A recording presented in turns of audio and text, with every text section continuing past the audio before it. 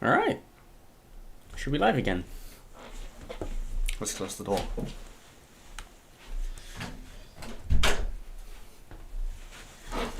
Well, we are back in my beloved environment and you've all been behind.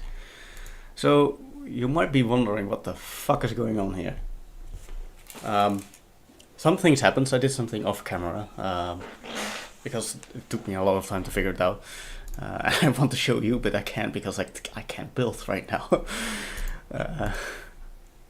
Yeah, so in summary, what happened is I spent yesterday almost the whole day trying to get my Blender model, which I will show. That was something I can show. My Blender model. Alright, here we go. From Blender to Unreal Engine. And the biggest problem for me was the rigging, which didn't work. And I think it almost crashed. The rigging didn't work. Just put it blatantly there. I might be doing something wrong, but I followed a few tutorials that said something like you have to make a rig in the say. This is by the way the Unreal Engine plugin right now, which I'm not using because it doesn't do what I want. But yes, so I finally figured out how I could import my model from Blender to Unreal Engines and have a physics body that is, or that physics body that have a mesh that has multiple physics bodies, because that's the biggest problem. I didn't have, every time I exported my model with my rig that could control both these two meshes separately, but as one whole mesh. That didn't work. The rig just showed us one big physics body, and only the base bone, the root bone, worked, could actually control the mesh, and the other bones just didn't do nothing. And that is with manually exporting using export and FBX and then doing all this stuff. Then again, I knew there was a plugin, a pipeline plugin, so I typed that. Well, like that probably should solve my problems, right? But even when I have my mesh like this with the base, with just parented like this, it wouldn't export as one mesh. Every time I exported this, all these objects became separate in Unreal Engine, and I just couldn't combine them as one whole and keep them being movable apart, just separately. So in the end, what I did was I did this. I make them parentable, like everything is a parent from each other. So it's basically just one mesh. And then exported it using the manual export button and imported it manually and create a basic skeleton using the import menu. I probably will show you once I can build this thing. So the moment I could do that, I actually was able to import the model as one whole, and I could actually move the, now I'm lost, the head part. This is the head. Let's go in a bit mode. I don't want to go in this head part separately from the base, the rotatable base part. And the rotatable base part I could rotate, but since it's parented, this lamp part also rotated and made me able to rotate this separately. I cannot explain it correctly. Anyhow, it worked what I wanted. Not everything was perfect though, because as you can see here, this is how it's normally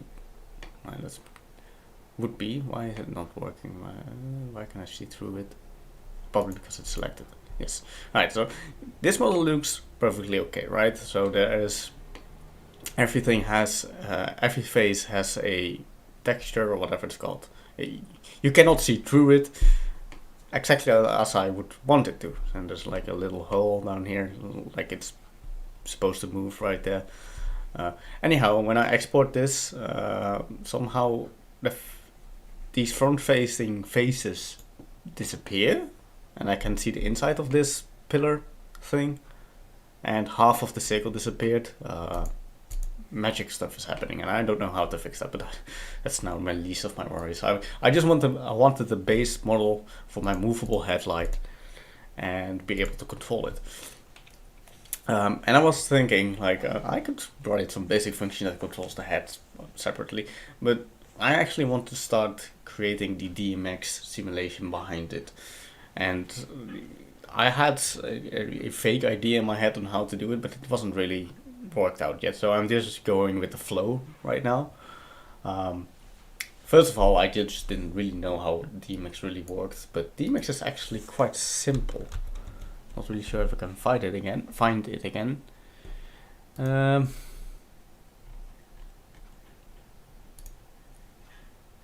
DMX is actually quite simple in the way it works.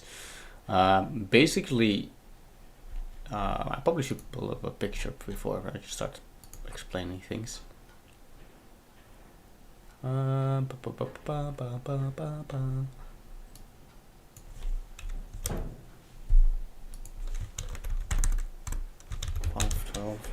Multiple. Perfect. Open image in new tab. There we go.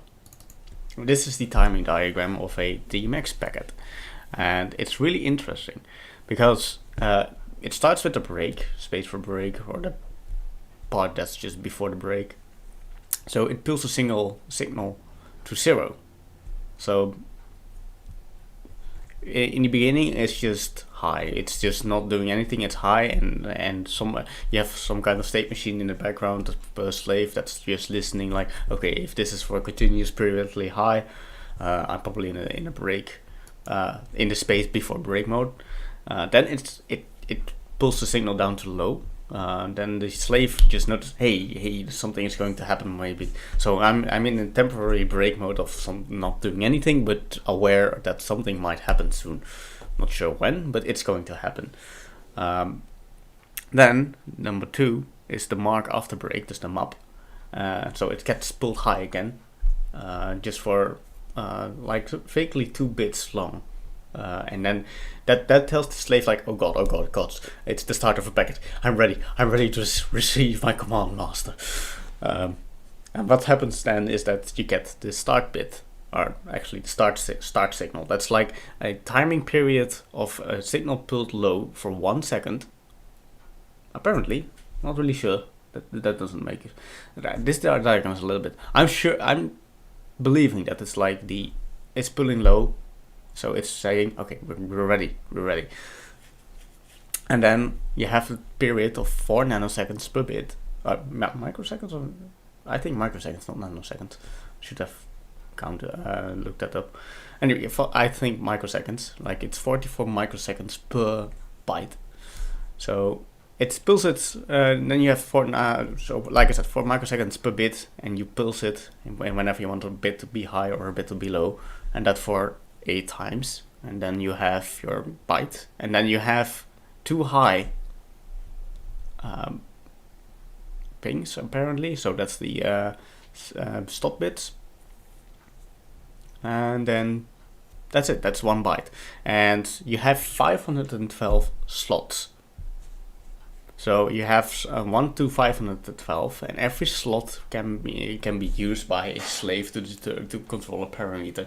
So you have a slave with, for example, the brightness at slot 1, the color at the red brightness on slot 2, blue on 3, green on 4, and then that's every time it receives the whole package, 512 bytes. It knows, like, okay, the first 5 bytes I can use to control my light. And normally in the real world, what I just learned yesterday is that you can set the light to a starting address. Like, for example, I want my light to start at address 10. So 11, 12, 13, and 14. The byte 11, 12, 13, and 14 can be used for what I just said. And so on. So you can daisy chain it. But there's a limit. So if you have a light, like with, for example, 20 that needs 20 slots, you can approximately use it 5 times 5, 25 lights in a daisy chain manner for one universe. So if you do that and you want more light setups, you have to create another universe that has another 512 slots, and so on. So it's really basically really simple. Yeah. So that's actually basically what I'm trying to implement here. I believe there's a better picture. There should be a better one.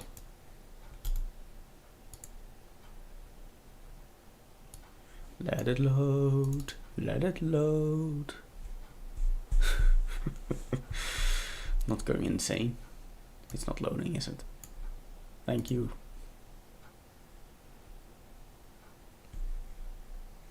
Oh, there we go. So this image, that's what I wanted to say. This is a little bit more clear.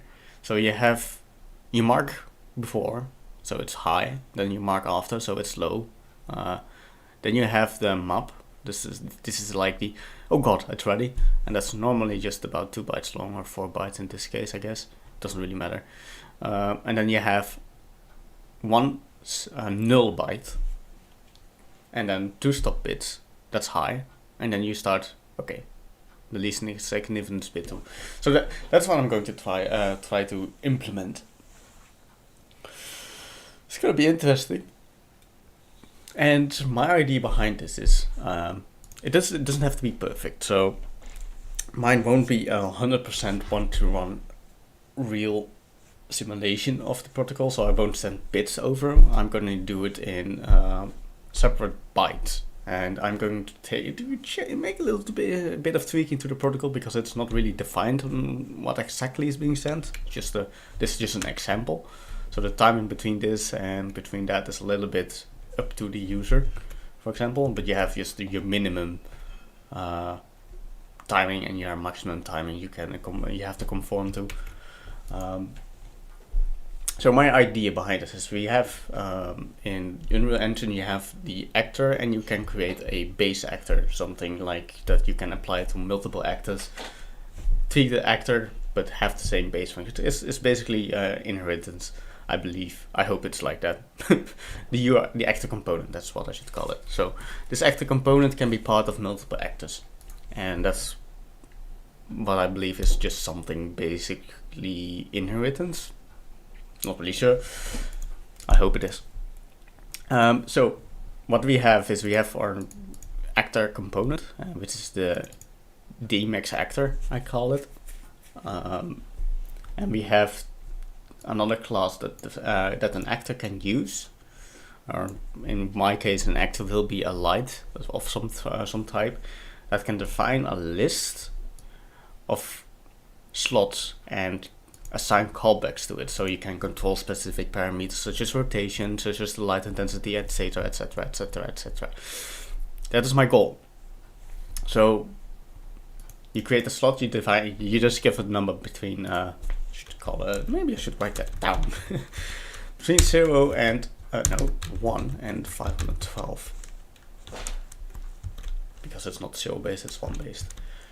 You have between 1 and 512. That's the slots that you can use. And then you can either, in case of this is something the user has to account for. Wait, I'm getting called. Just a moment.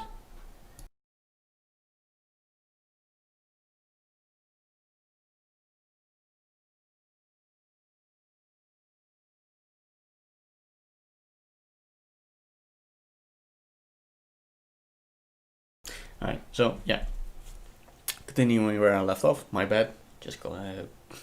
It's a lively house here. What I was trying to say, in my mind, I know that some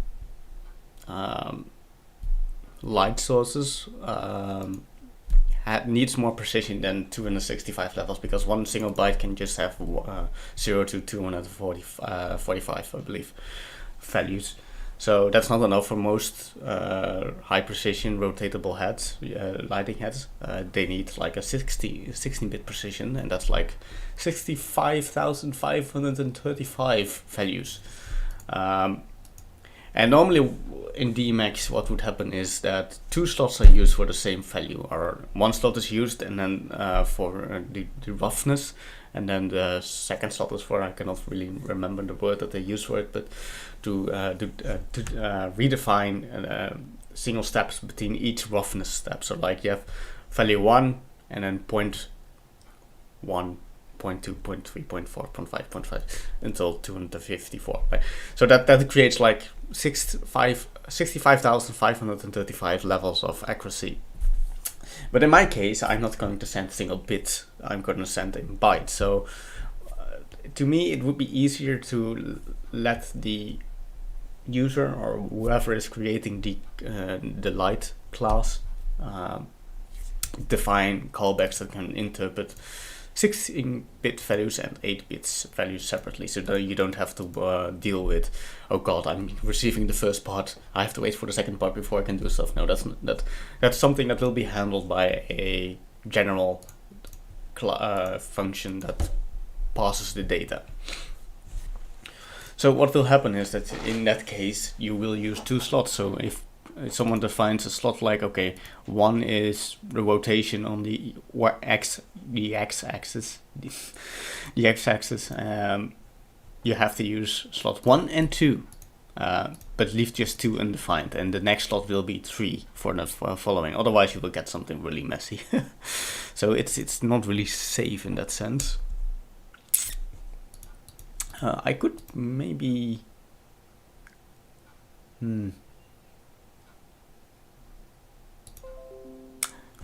I'm thinking maybe I should add another boolean for 16-bit or 8-bit, so that it is somewhat safe, but then add a separate add callback function or configure slot function. Yeah, that's something I could do. So then the configure slot function checks if the previous one was a 16 or an 8-bit value.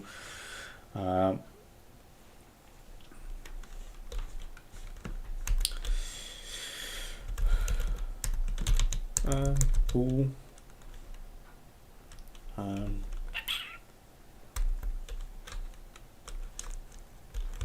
I'm just calling it high precision. There's not really a term for it, I believe. So high precision, if this is true, it's 16 bits, so the next one cannot be more than the current slot, the previous slot used, plus 2, something like that. I'm not sure, I'm just gonna write that down. My head isn't working perfectly right now.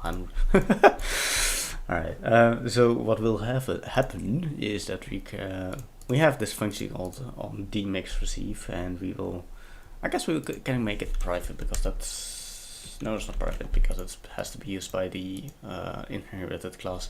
So void on register callback, and that will create a int. No, let's make it a bool. I'm not really sure how I'm going to handle it. I might just use 16 slot, and we have a std function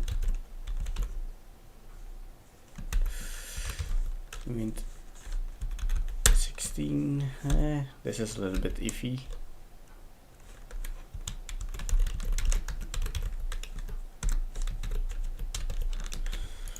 I'm not a C++ magic wizard. This means that I believe there are better ways.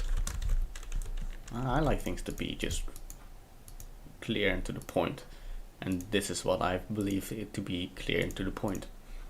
So you can really register this callback. It will just use this global factor for it. It will create a class instance. It will get the last class added function. That's what I'm going to do. It will get the last class added function, and then get the last slot used. Then determine if it's a 16-bit. Oh, this should be 8. My bad.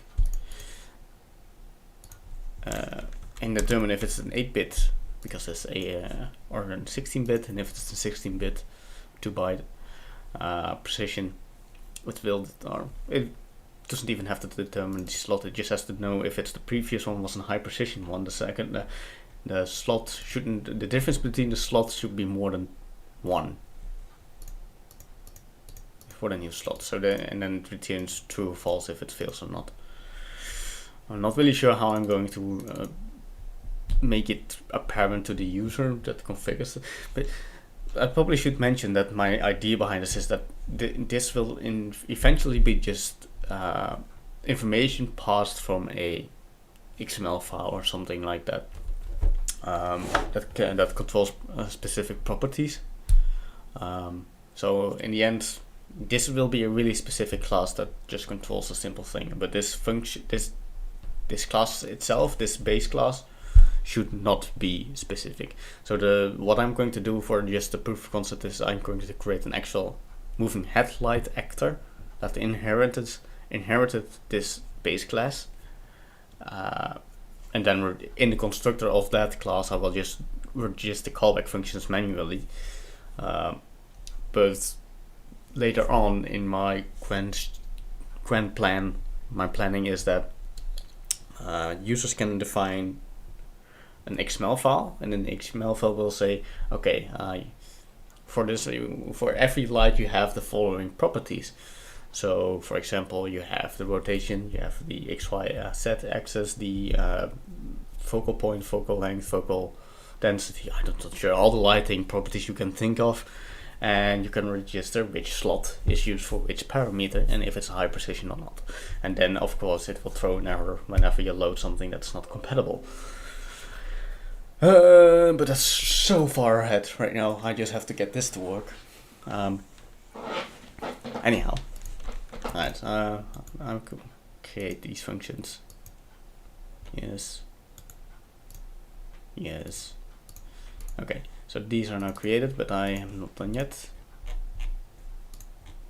So I already started the state machine thing. We have a state. Not really sure what you call it. This defines the state of this class, perhaps. Perhaps I'm the one writing the code. And what I'm doing is like, okay, if the state is MTBP, this is a term used, not sure, somewhere. Actually, this is also an interesting one. The timing diagram. No, I accept you. Yes, the mark time between slots, the MTB, mark before break, that's what I should say. So this is the mark time before not really sure what it stands for, but I saw this somewhere. What the heck did I see that? I'm not an idiot. Anyhow, that's the term that they somehow used somewhere. Is this one? Yeah, this one. Oh, and this was the perfect example. So yeah, this is the slot like, ooh, number 1 is this light. Number 2 is this light. Number 3 is the... And then this is the timing diagram for it. You have the MTBP. Doesn't really state what it stands for, but I'm just guessing that means mark time before pause. That sounds really reasonable. Mark time before pause. Okay, so this is just telling the signal, okay, it's high, we're not doing anything, it's idling. Then we go in and show, and we throw in a break, like full blown, hold on. And then the map, and the map is mark action before. I'm not really sure what the map stands for.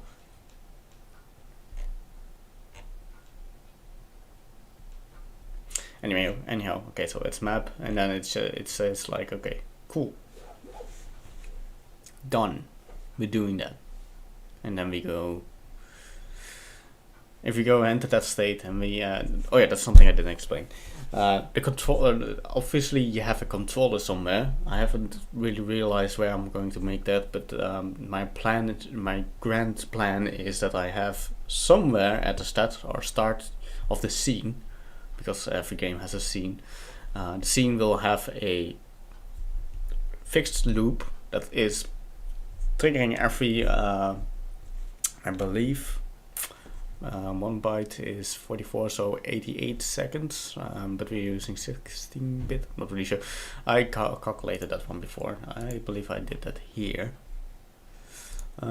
Yeah, 46 microseconds. It's getting called. 16 times 4 is 40, 24. Yeah, that's 65. Yes, every bit is 4 microseconds. So I'm just gonna... Oop, that's not what I want. There we go. Every bit is 4 microseconds, so that's what I'm going to keep on using. So that means that in my case, I'm sending over... my train of thought just completely got destroyed here. I'm sorry. What I tried to say is that we are going to base our whole handling based on 16-bit values, so 2-byte values. That means that we have 16 bits, and every bit takes 4 microseconds. So we have a timer loop somewhere, a generic timer loop that's being called every 64 microseconds. And the 16 bits that I'm going to send over should be parsed based on their content. So we are a little bit fixed in this situation because I have to be sure that the order doesn't change in the bytes. So that's why we use a timer of 64 microseconds. What happening is that if everything is every bit is high, we're still in the same mark time before break state. If somehow the break the signal gets pulled low, according to the signal scheme here, so if it's low, it should take approximately 88 microseconds. But since we're using 16-bit values, this is like this is really interesting. How did they think of this? I have to revisit my train of thought here, because 4 microseconds per bit and the frame rate is 44 microseconds. That means that there's 11 bits in there, which makes sense because you have the start bit and the stop bit. Yeah, that's why I use 16 bits. Okay, now I get myself again. Yeah, we're still going with this. Alright, so we have the break, and the break takes, according to the thing, 88 microseconds. That is like 22 bits. Well, obviously, I'm going to put it across 4 bytes, so 2 calls or 2 callback calls. So you get 32 bits. So the first 16-bit data that gets pulled low, it should probably contain that. So I'm not really sure how I'm going to do this, because that's not actually how this works, is it? I have to count for the map as well, so that's 2 bits more, that's 24 bits.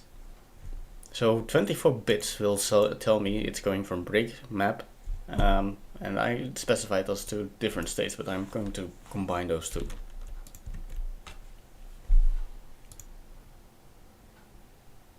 Because if I have to believe this, the break will always happen before the new the new packet, DMX packet. So in that case, we have 24 bits, whereof the last 2 are high, and the rest of them. So technically, that would mean that the first 2. If we enter in a state where the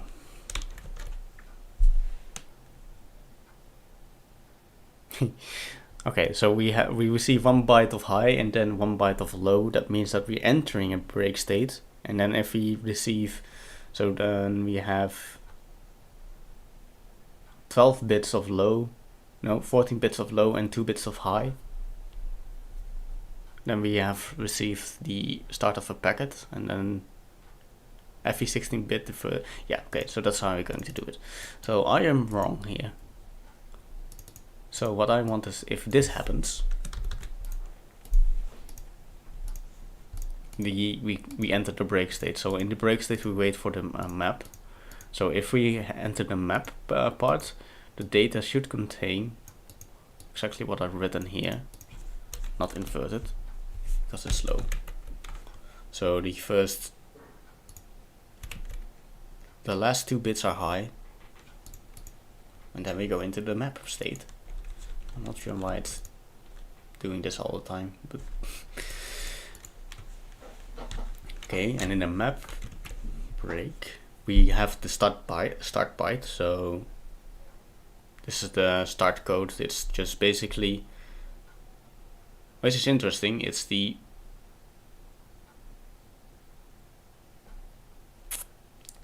still believing this is high, but since this data is null, so this should be null. Start bit. Okay, yeah. So the start bit is 0. The stop bits are two high bits like this.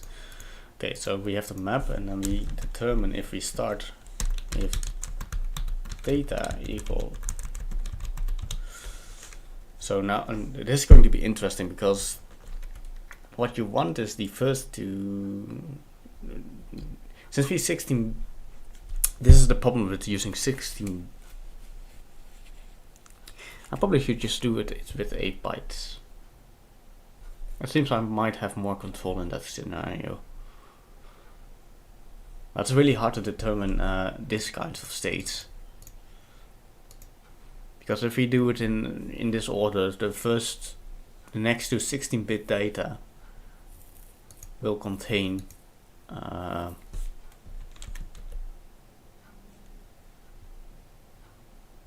this is like this, and then we have the 16-bit is this part plus this part.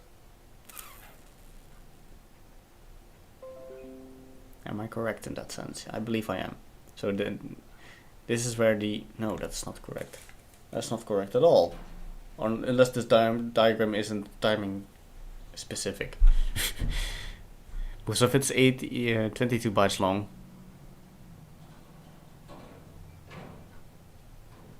oh, I believe I stop here, so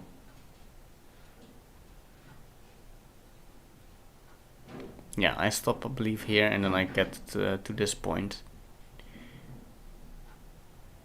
And then the next 16-bit data will both contain the start bit and the first slot byte, I should say. Which is annoying because that's two states that I want to cross.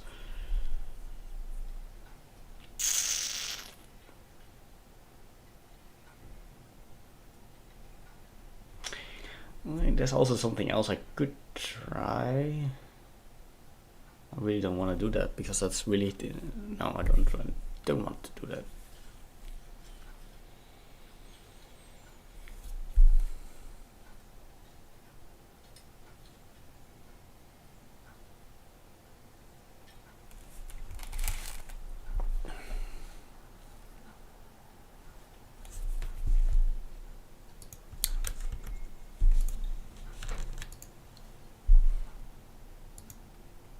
No, that's fine. I can actually go into here and do.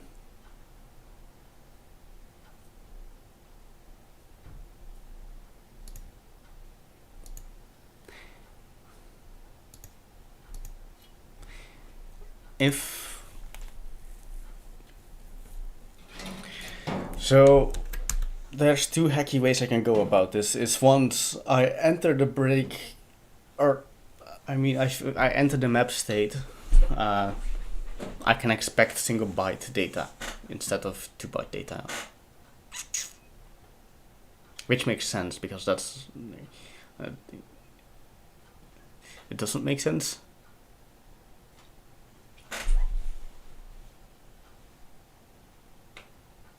No, it has to be because the whole frame width is 12 bytes long. You can't do it in 8 bytes.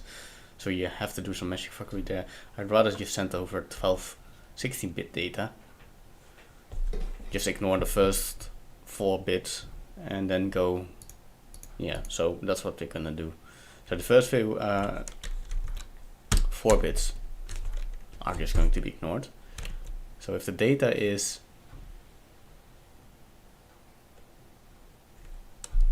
this is interesting. So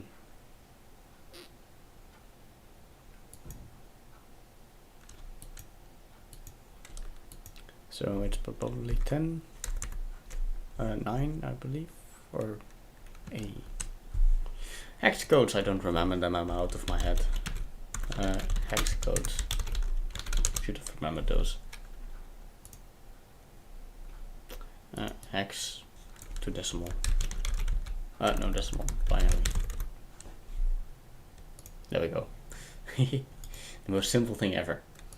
And I'm not going to lie that I remember all of this and that I'm perfect. I know how hex code works, but I don't. Yeah, 10 is 1. So that's actually what I. No, that's not what I wanted to say. Yeah, so this is what I wanted to know. So I want 8. Of course, that makes sense. I'm such an idiot. So 8. So the first byte. Ooh, that's interesting because that's in verse, isn't it?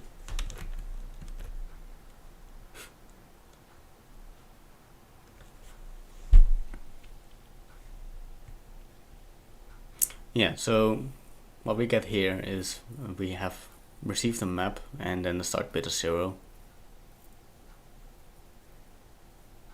So it's not 8, it's 0. So the first 8 bytes is till here.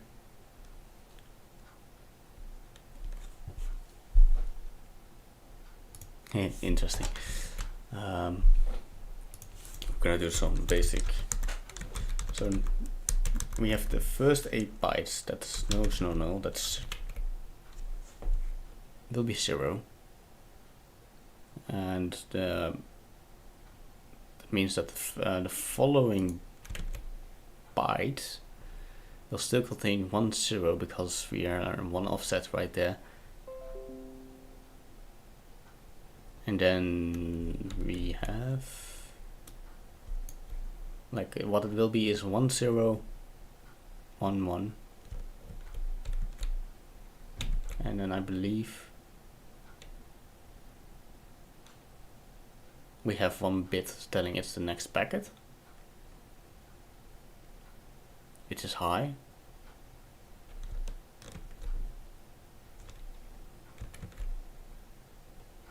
Apparently that time between those can be whatever you want. Interesting.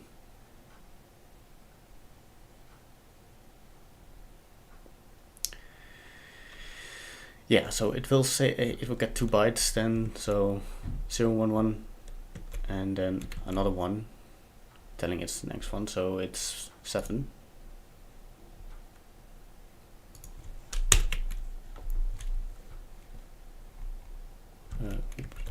And then the interesting part is that we get a 0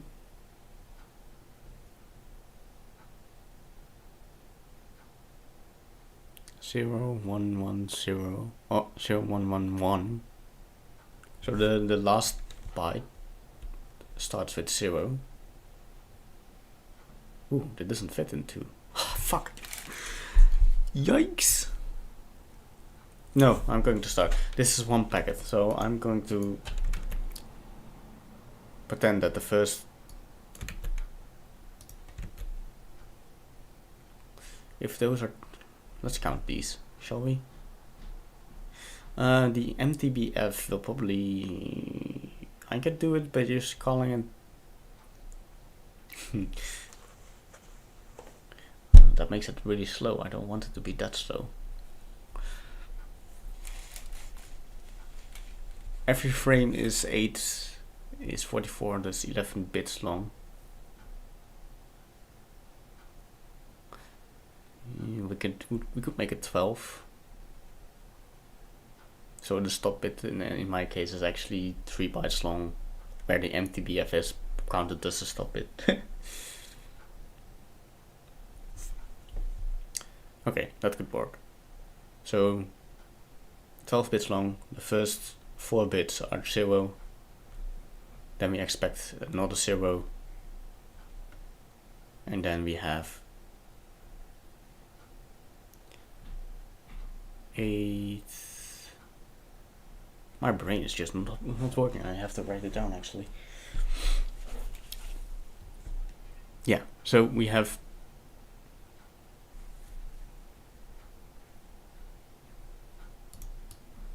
0 0, because then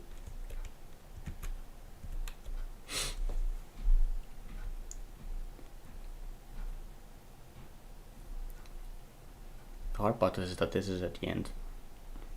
And it's 3 bytes long. You have to parse the data. So I think I could make something like data. Oh, well, I should event 16 is data is not should call it data. Even kijken. The data, the packet data is. This is not correct. Oops. There we go. So we no x null, and then we want the first bit to be ignored. So we want 7 F for the not F.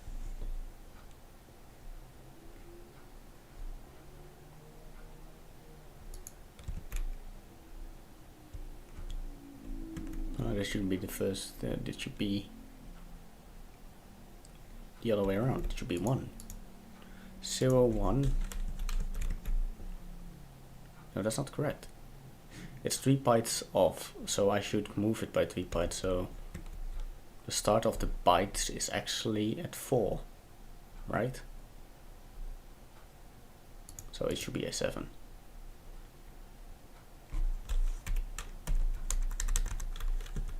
And then we have F,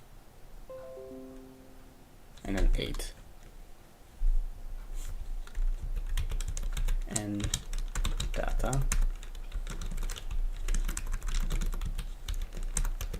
So this does a bitwise operation comparing 1, 1, 1. And that's data, and so I want to actually int it a byte is. I want to shift it 3 times to the right. P data 3 times to the right, because it's offsetted by 3.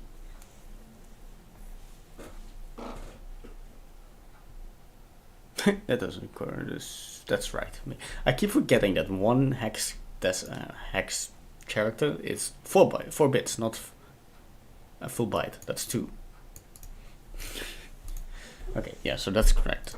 In my mind, this is correct. This might not be correct when I actually run it, but in my mind, it's correct.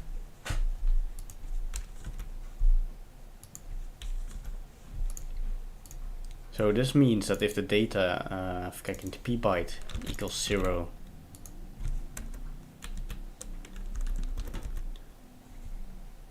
and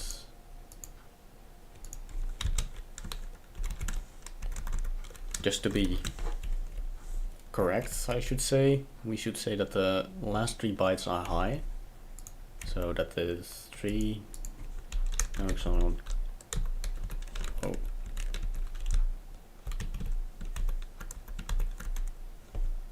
Equals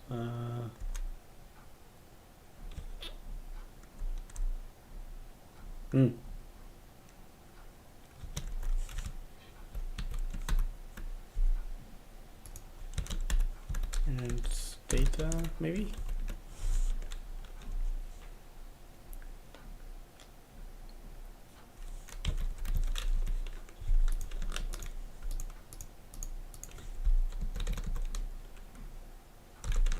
Something like that. So this means that if data has the last 3 bits set to, it's correct in that sense. Don't know. Not sure if that's allowed. So the last 3 bits are high. The data received is. Okay, let's make this a. I actually want this to be just to define.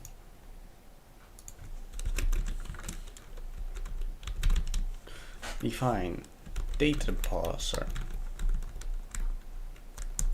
Byte parse. Bitwise operation is that.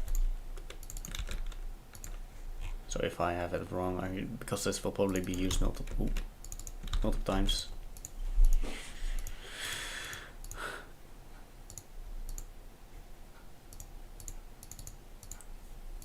Yes. So from the moment we enter the break state, you can expect single byte data. Or the map state, single byte data. If that's correct, we go into Dutch. We go into the state, this demix state is demix starts. So this tells me the state that the state machine that we are in the middle of receiving a demixed packet.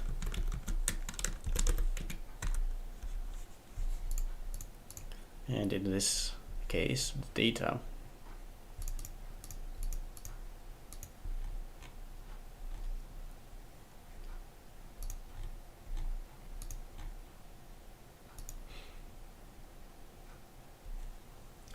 okay, so I haven't really thought about how I'm going to determine if the slot data is to be used.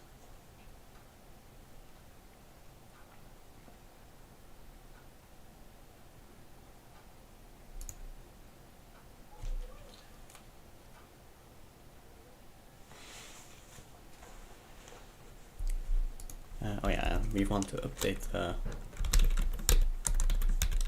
demix. Actually, I should call it, because I have the slot counter, so I have demix slot. Let's make it default to 0. So demix slot in this case will increase by 1. So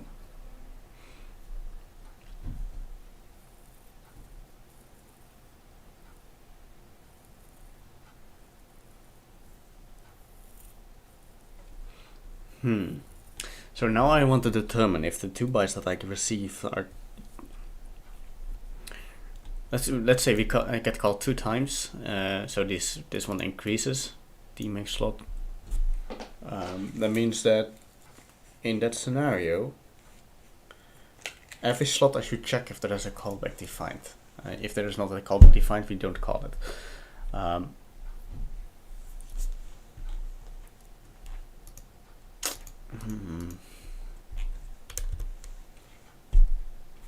What I actually would love to do is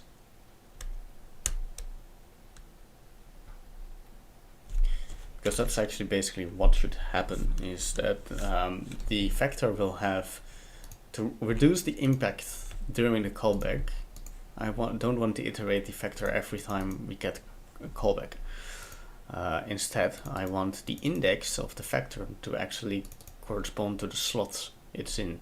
So 0 will always be null, because it's a pointer that can be null.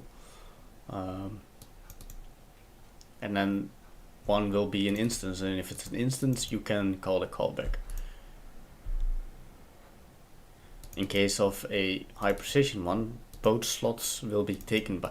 and that's how I can check if the slots are taken or not.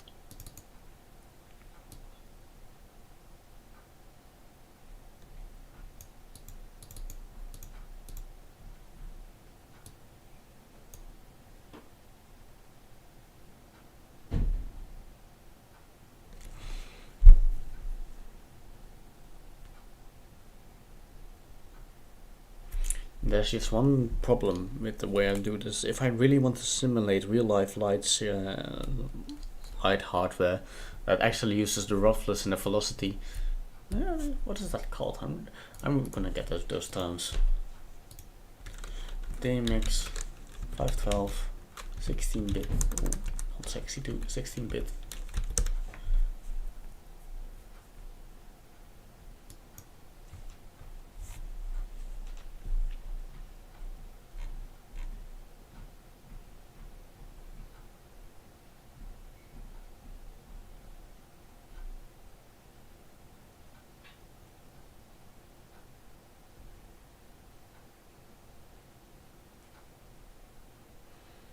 Oh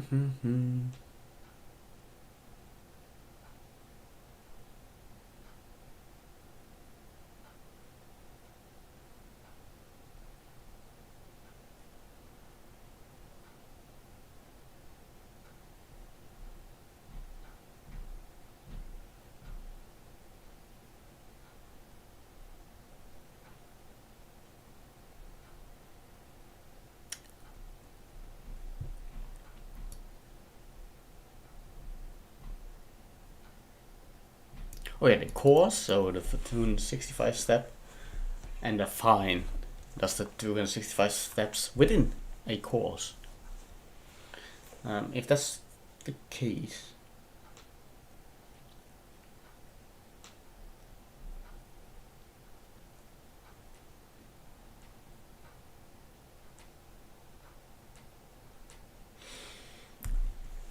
so then in that scenario you don't even have a 16-bit callback. You just have the course and the fine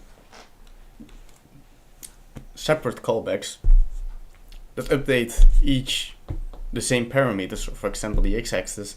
So the course will say, okay, you do one step, yeah, and then we store somewhere in the class itself the course and the fine are separate values. So we have the course divided by the fine. That's basically it, and that's the actual value for. So you don't say to the light, oh, you're 60 degrees out. No, you're like 360 degrees divided by the course divided by the fine, for example, times 360. The other way around. Yes. So we don't have an high precision. This is just really basic, which is great, because I don't have to do all this U&8 stupid stuff. Callback, just callback. No ridiculous naming schemes. Simplicity is all. Probably should update this function, but that doesn't matter.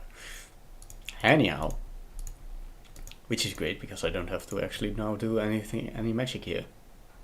So every time we're in a daemix state start, we go like, okay, if this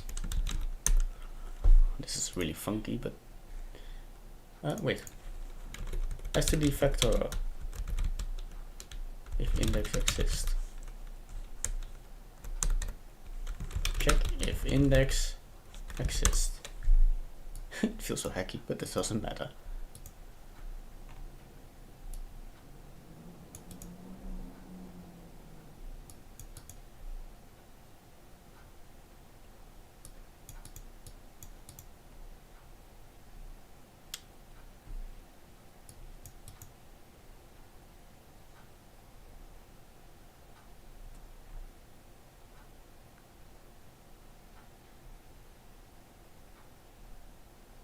Yeah, for the first of all, we have to check if the size is actually being taken up. Oh, this is also an interesting one.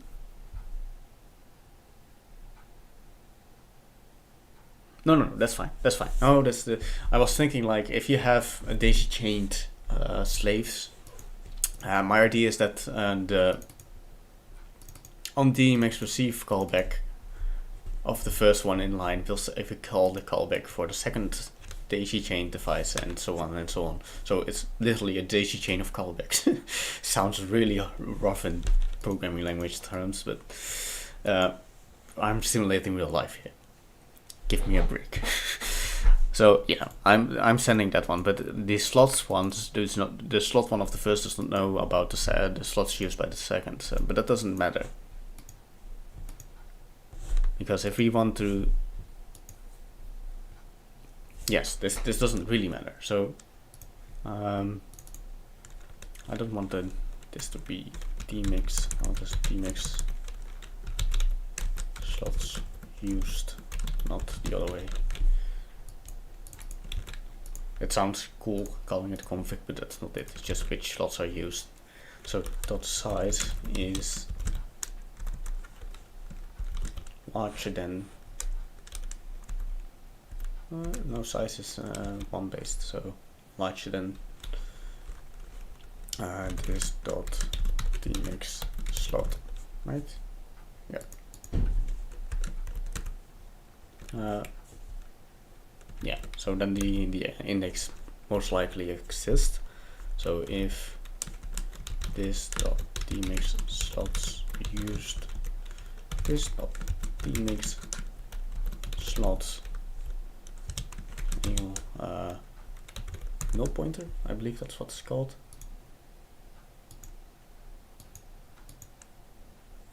We'll fill it with null pointers. C++ null pointer.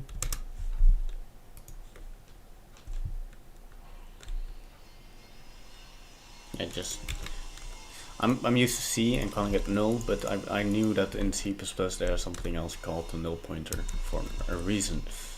It's not even null pointer. Actually, I could do something like tmix slave config is of a config and tmix slave slot I should call it. I don't want to. I should be a little bit more coherent with my naming schemes because it's not a config. It's just telling it's a slot. Actually, I just why use? Just get out.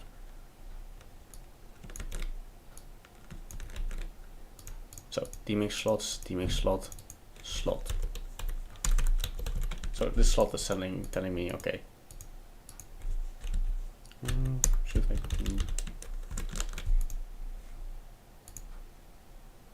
No, it's fine for me. I don't really care. I'm not really sure what's the code here, but I believe the telling is a pointer for the calling it, giving it a name is more. So the slot in this case has a callback. How do we call it?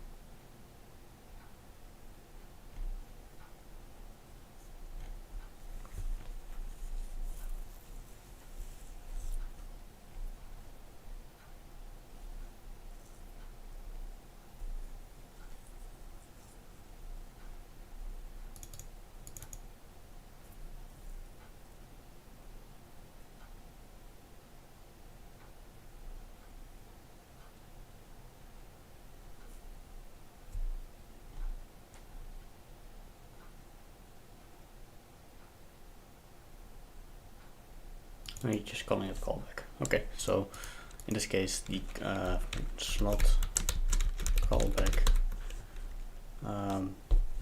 First of all, we have to get the data.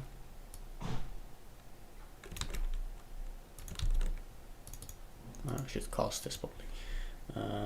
There's also a cast for C++, cast to int.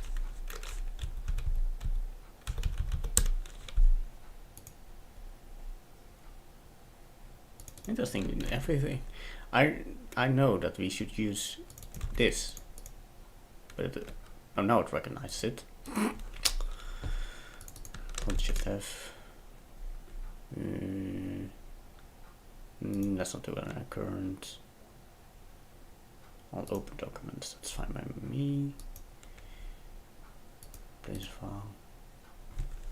Uint 16t. Thank you. Place.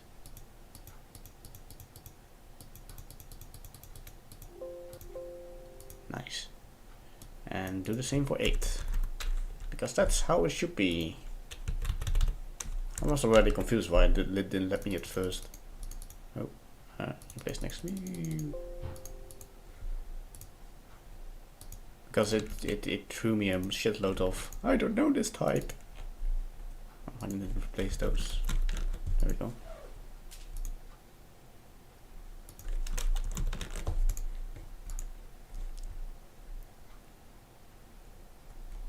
Also, there should be 16.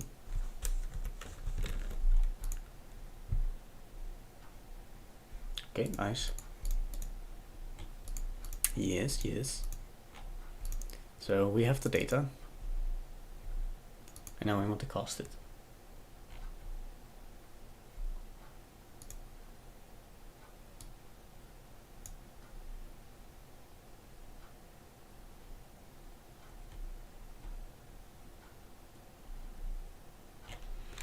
It's not necessary to do this, some people say, but I do like to be consistent in what I'm doing, so it's telling me that this one is not a 8-bit or 1 byte sized integer. I'm using uints because who cares, data is data. We're interpreting this as numbers, which is fine. Makes even debugging probably a little easier if I later on want to print this value. Okay. Slot callback. I want to call you back with light. Oh, actually, this doesn't work. I cannot declare values in a switch case. Silly you. So p byte is 0.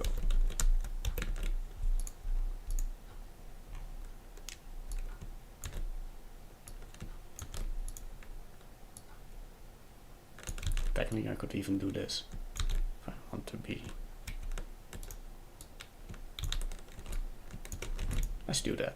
It's just more a nice one-liner. So, and now everyone is happy again. I was already confused why everything is red, but that was possibly the case. So this is basically how it works. So it's oh yeah, and I should obviously make it so that it also sends it to the next one. And I could do it at the start, but I could do it in the beginning as well, at the end as well. What to do? Yeah, do it at the end. So the first one in the chain will actually get the first data.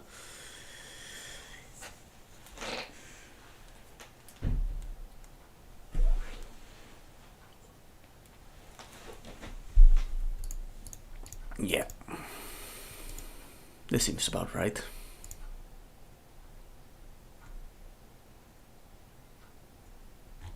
This is not a static member function.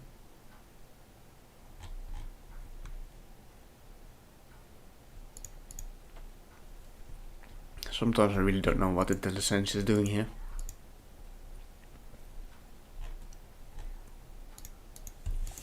Anyhow.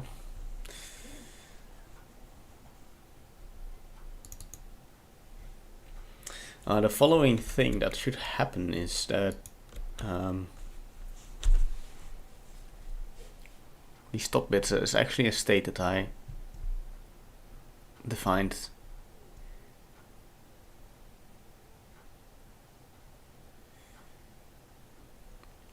It's a little bit finicky because what I actually wanted to do here is actually, instead of going start, just every time we're in the start function we just go boom boom boom boom boom boom every time we get call. I actually wanted to be really flexible, in the sense that because the MTBF part, the main time, I'm not sure what the M stands for, but I'm just gonna look at measured time before break, and then measured time before F. I'm not really sure what the F is standing for. Maybe just grab somewhere. MTBF. No. MTBF, I should say. Mark time between frames, that's the one.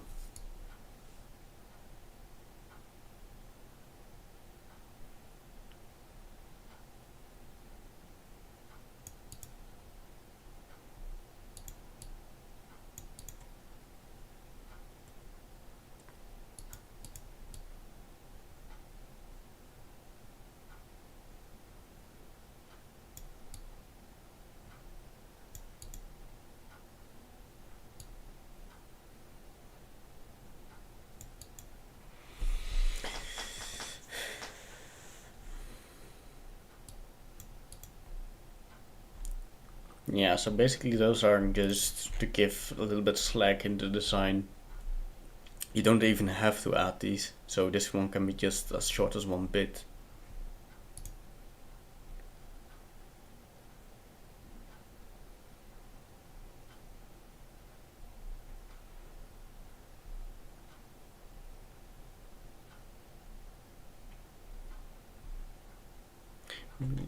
What did it say again? It's the mark time between packets and mark time between frames. So this one can also be extended as long as you want it to be.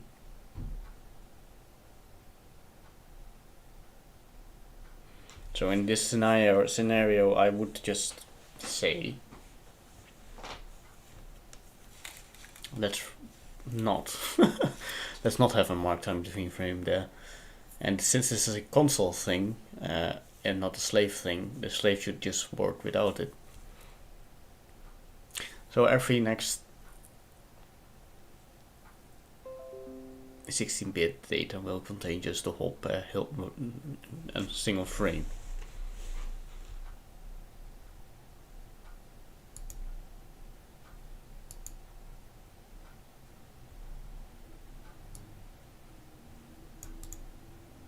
And we do have a main time between, which is fine. 1 byte is fine. Oh, what am I doing?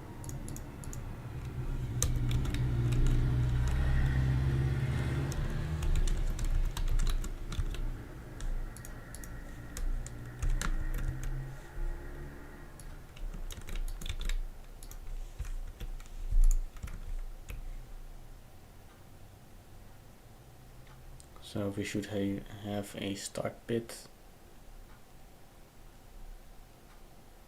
of 0.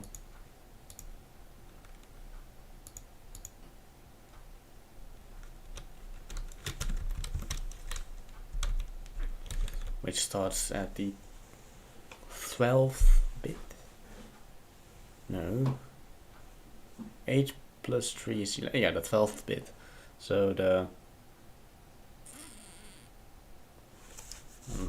let's do some basic calculation. So we have 0, 1, 2, 3, 4, 5, 6, 7, 8, 9, 10, 11. So the 11th bit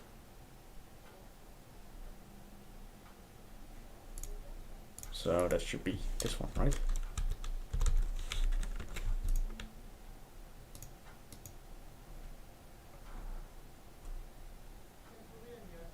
I'm not really sure about this process thing now.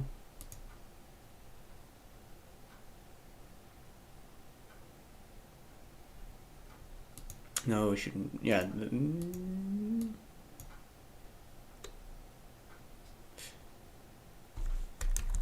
I believe the third node, and this one, so this one should be 8. So the 8th bit is the 12th bit. Yeah.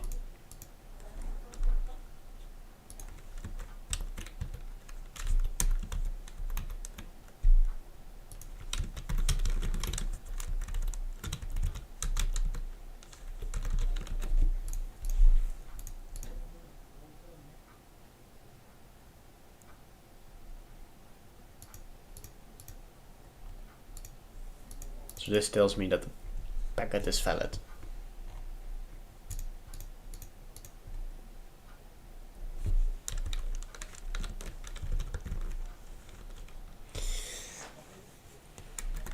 In this case, I want you to continue into the same state so we don't change.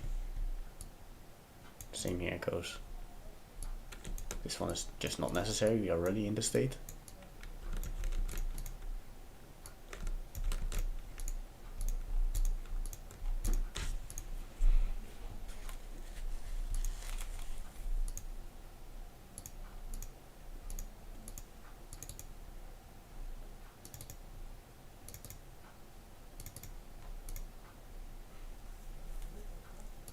And we don't have a stop bit. We just don't count stop. So every packet is this.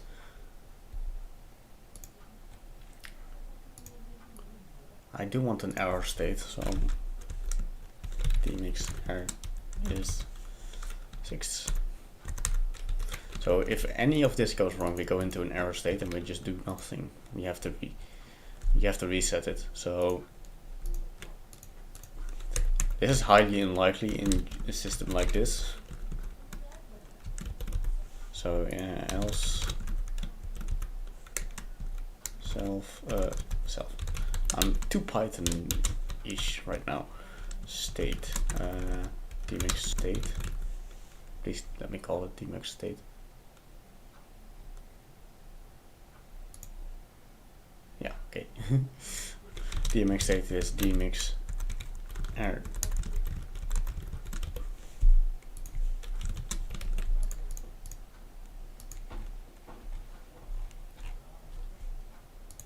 And I will define a tmx error as well. Static in tmx error. tmx invalid frame is 1.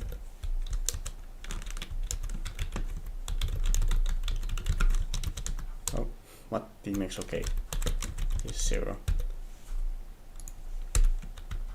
Oh, not. I keep forgetting, don't end it with a semicolon. That doesn't work that way. tmx invalid frame, valid packet is 2.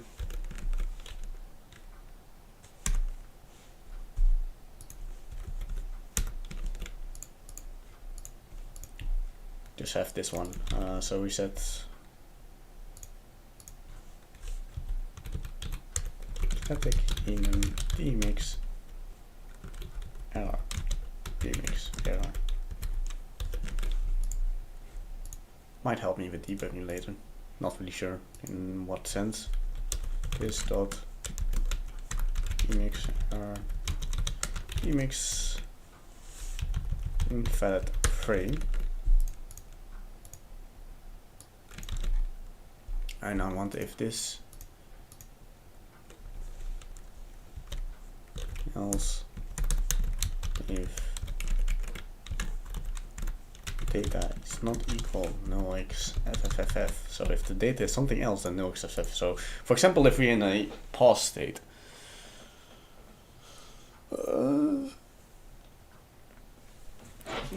well, no, this is not wrong.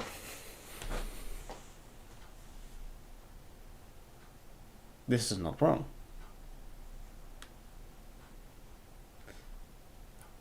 If you're in a pause state and you receive some, for example, tmx is supposed to be hot pluggable, so you could be in the middle of a transmission right there. So if you resend something else than no xfff, you're no longer in the MTP pod. And I think they do this just to ensure. It would be really weird if it happens, but that if in line these 3 bytes are sent,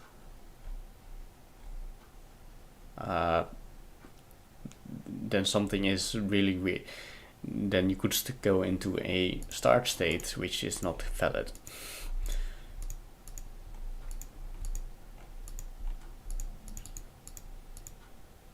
So we don't have really an invalid packet state in that sense.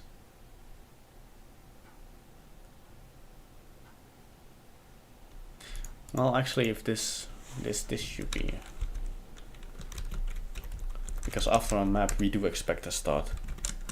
So I'm just gonna be a little bit this. I'm gonna make this more like an invalid start. Oh, in that case, we just didn't start correctly. Tmix invalid stop 3.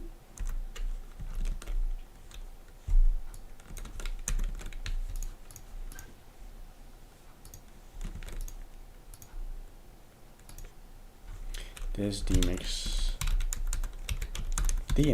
error is dmix invalid start. This dmix state is dmix error. Only way to get out of this error is by I will create a reset function that someone can call, and then it will reset the state machine.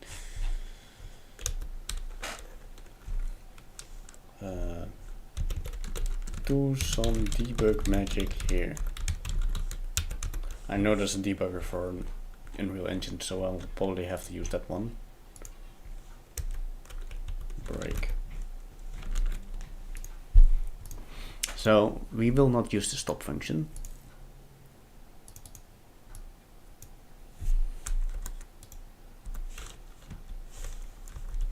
With reasoning that once you're in the start function, you expect 712 512 calls. Actually, I should keep 2 also this would be not necessary.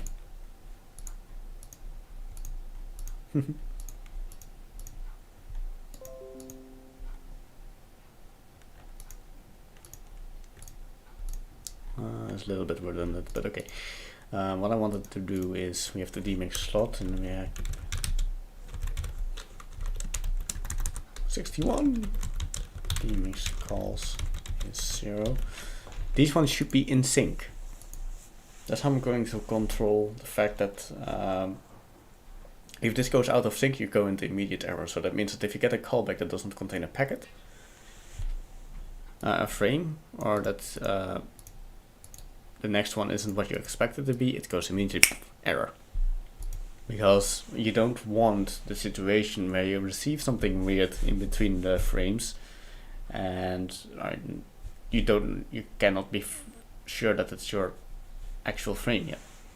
So this will get reset once you go into the start state, and then it will start counting those. And if it's something else happens, it should not happen. This could be actually rather large. No, that's fine. If you get so many in between calls, it's really not something that should happen. So in this scenario, let's actually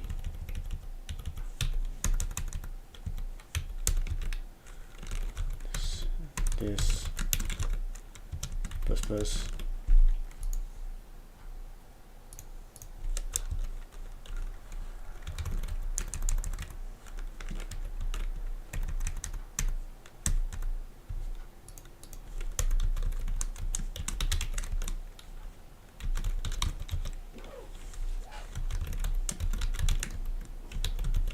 make you in sync.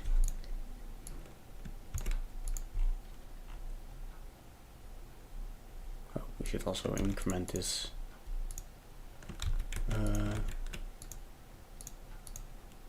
in here.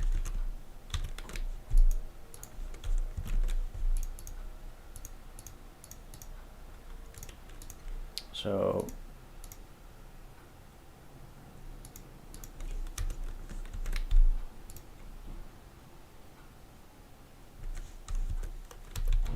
if this dot tmix calls is not equal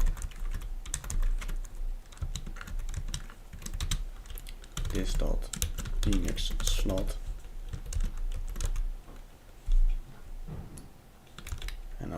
create an out of syncs. Dmix out sync.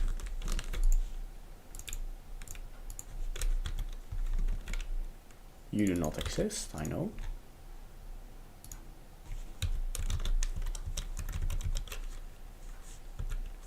Let's actually make it a little bit more. This is an error style.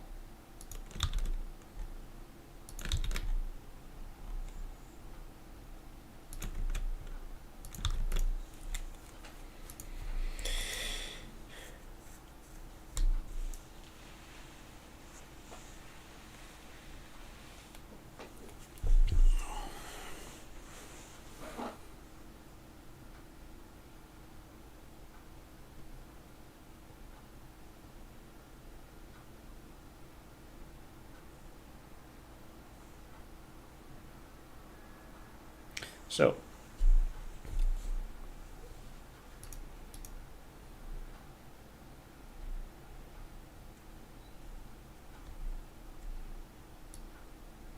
if this Dmax slot is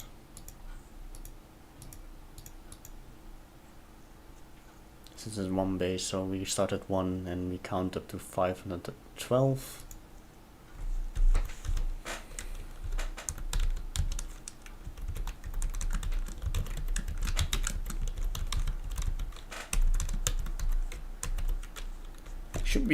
Shouldn't be greater than, but I always want to be sure that somehow it skips something, it misses something. It checks it also goes to the this dot. So after this we should have again high data.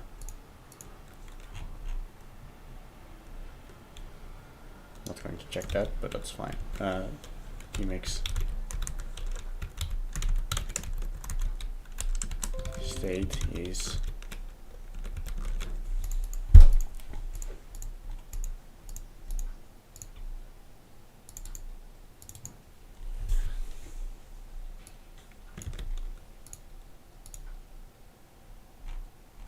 we could reset all of it here again. 0. And this one can continue, so if this somehow happens and goes into this state and it's not equal, or skips this state, or whatever happens, it should throw an error.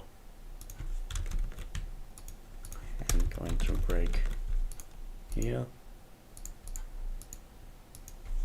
Also do break here.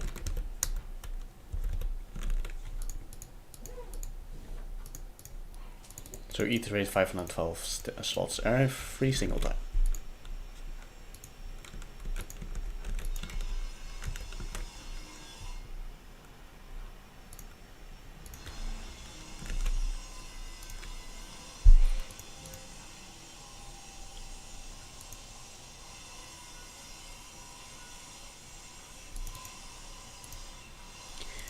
Actually, I want to reset the Dmix calls every single time I enter a state.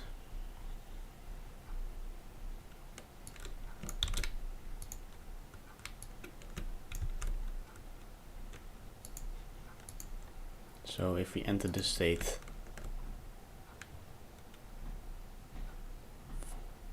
I'm going to do this. I just want to do this once.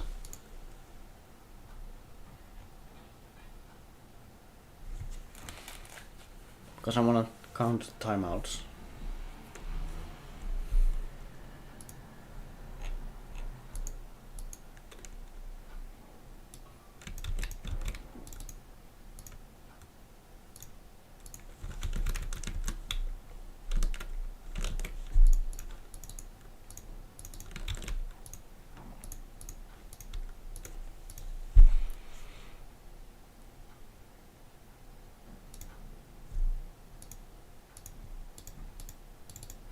So, for example, we entered the MTBP state.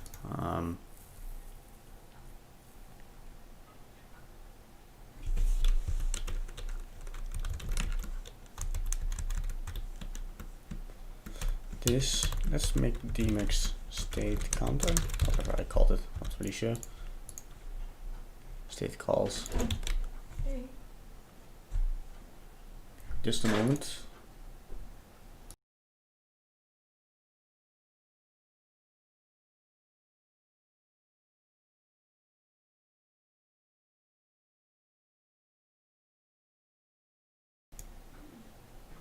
Yoink, back again. Right, so whatever we do, we have the DMX state calls. This one will be set to the DMX calls.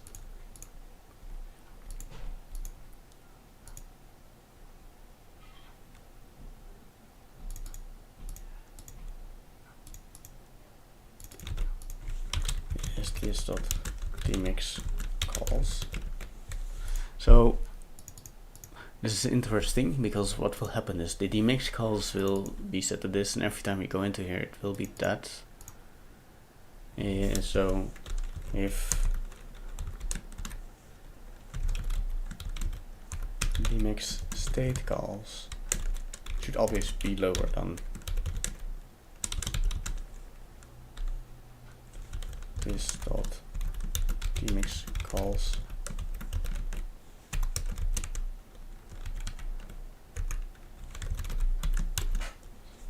This should happen.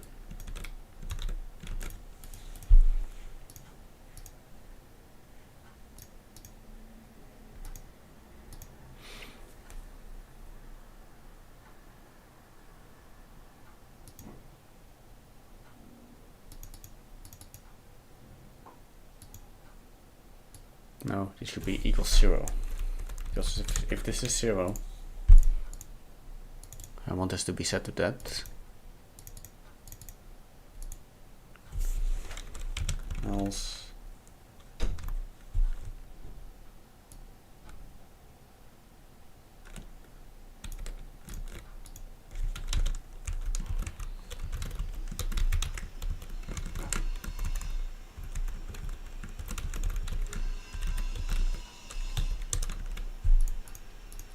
so if this is 0s, this one will I want to increment.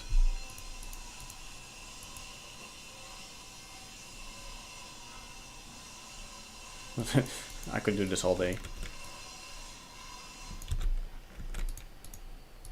Obviously this is how it should be, and then reset it here. So you go here is 0.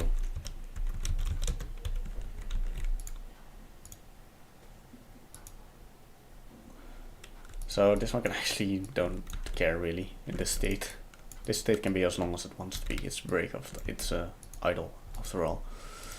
So this should be more like here. So we enter break state. The break state should not be called multiple times. So if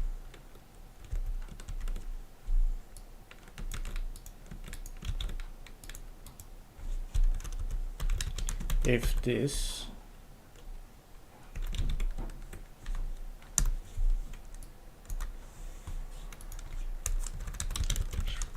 larger than 0, we go into the error state.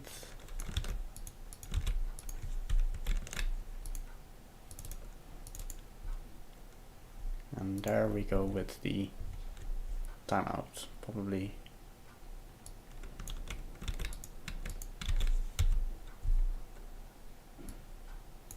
State timeout.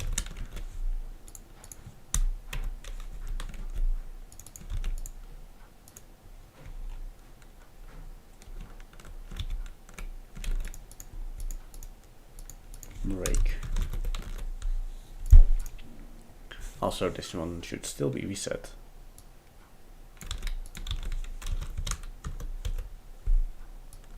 Always make this 0.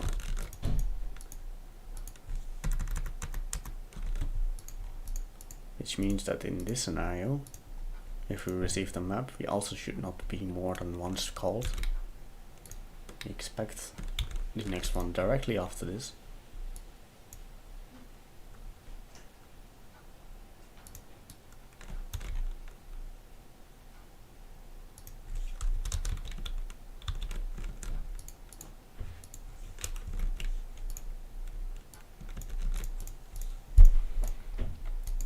And the same goes for here.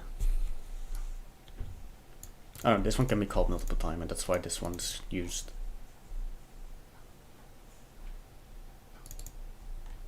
And that's also being counted for by that one. So we have some sanity checking in here.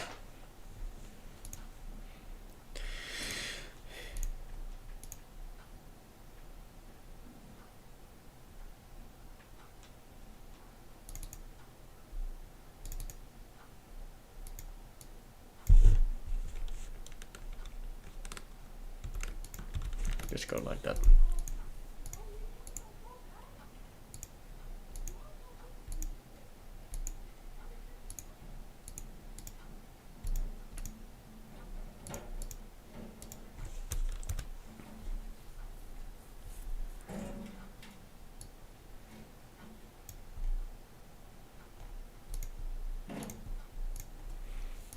Yeah, that seems about right.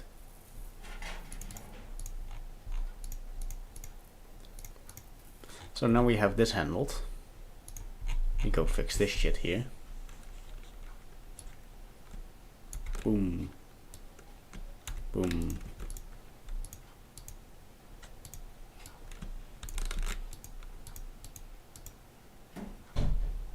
So this will be interesting. So we have these slots, so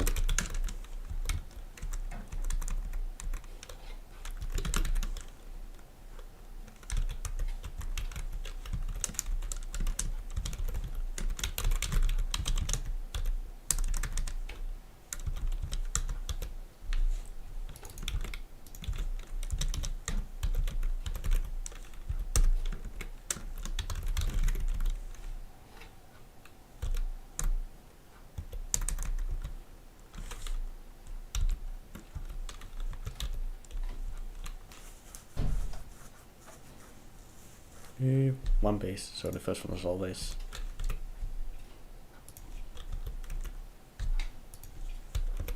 slot counter plus plus. What this will do is if slot is larger than 512, obviously we return false. So and then we have self. Actually, we can create self vector fixed size.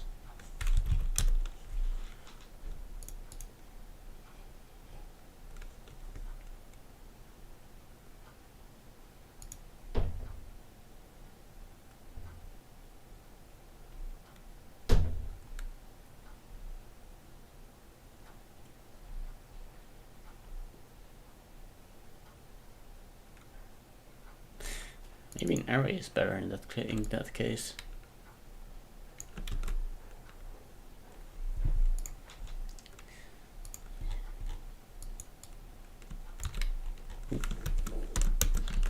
Array is much better in this case for containing this one. I want it to be a fixed size. Why haven't I thought of that? So we have the array, and then we say 512 max.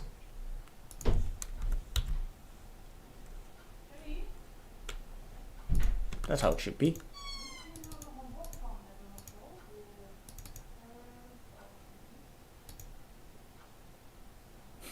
No. Alright, so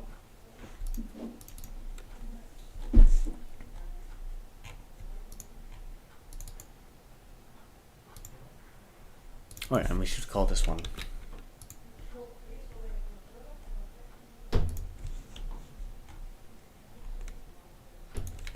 if self dot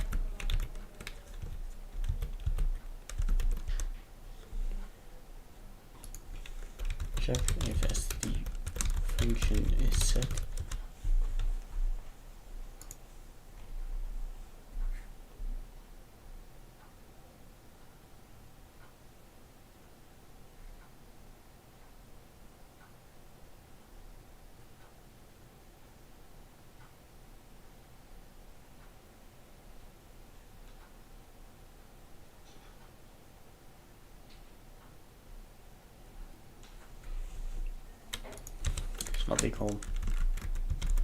Not equal, no pointer. Self. This.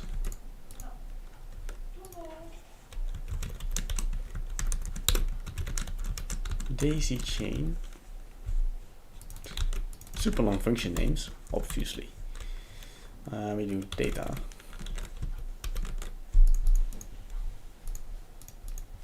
So if there's a daisy chain one, it will send the data and so forth. This also means that you can just create two the same and it will work. So this is a lot of code that's now going untested. And because I did that, I can just say, ooh, I probably should make it, do I want to make it 1 based or 0 based?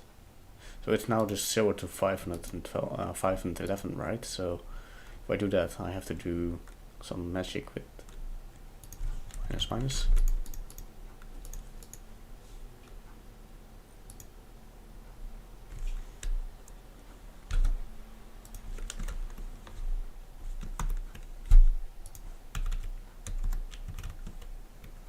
And this one can also go through the bin. Don't need to check. I know it's within that limit. Just have to make sure that this one is 1 less, because we started 1. Makes sense. So this one will be 1 based counting, and this one will still be just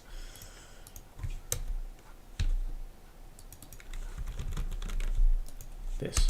So how do I go about this? So if we have this dot dmix slots slot is new dmix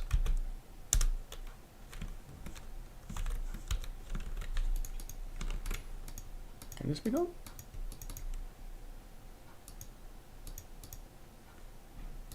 Since it's a pointer, I can just do this then.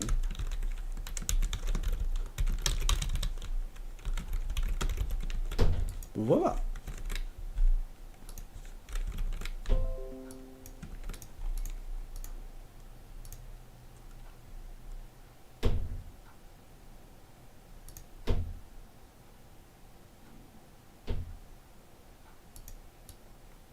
Yeah, that should be it.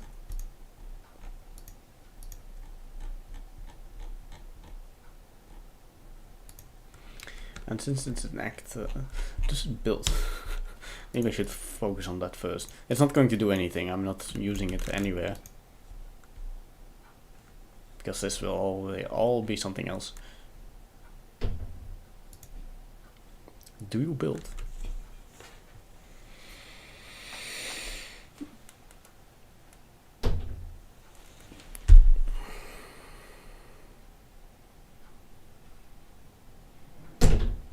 The door slamming because of the wind.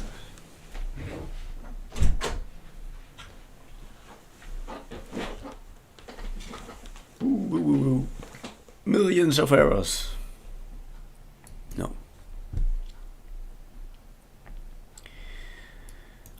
Which is not all my fault. Let's see. Output.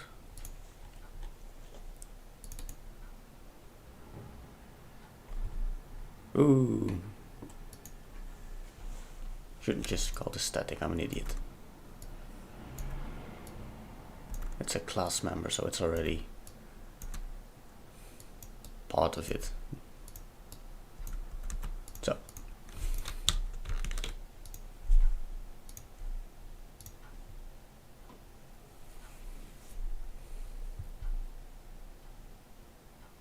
There we go.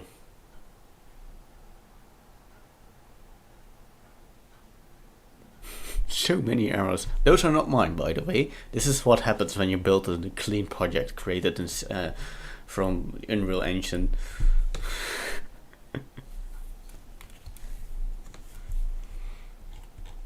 Oh, I'm actually quite happy it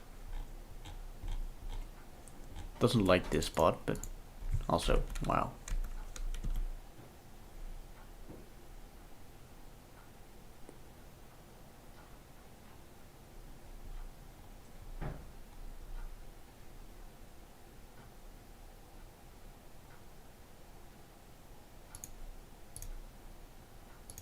Yeah, whatever, don't care.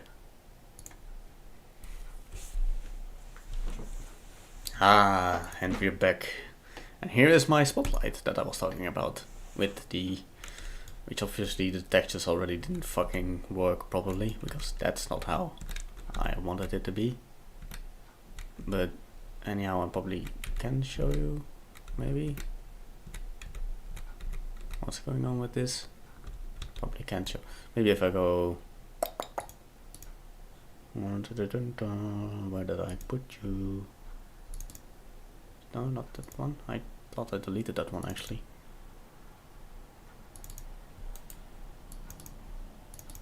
Oh yeah, this is what happens when you use the plugin itself. It's all just separate parts. Oh, I put it here. Right, so here it is. Can I open you up? Yeah, so you can already see the base is not working. And some magic is happening with clipping here. Yeah, so this I have not a zero clue how I'm going to fix that. The rest of it seems to be perfectly happy, but that's not it. Oh yeah, and this is what I wanted to show you. So like now we have physics body everywhere, and if you go to skeleton, I can, this is the base itself. I want to rotatable base, so this rotatable base can do this. And if I go to rotatable lamp, which is here, it's doing that. But if I go back to rotatable base, and that's how it should work. And this is without bones. These are just separate meshes that are somehow, not really sure how it works. I imported this using FBX, and because of the layout I did in this sense, these are all separate bodies that can be moved without a skeleton. I think a really skeleton is really only helpful if you want to move a mesh on its own. Just a single mesh, just have it transform in certain ways. But these are just basically 3 meshes in one. Maybe that's why it's glitching out, because this is not really sure what to do with itself. Because the only mesh that's now completely intact is this one. Because even so, the base itself also has like a flaw, which is probably visible if you turn it. Ooh, where the fuck am I? This is way too quick.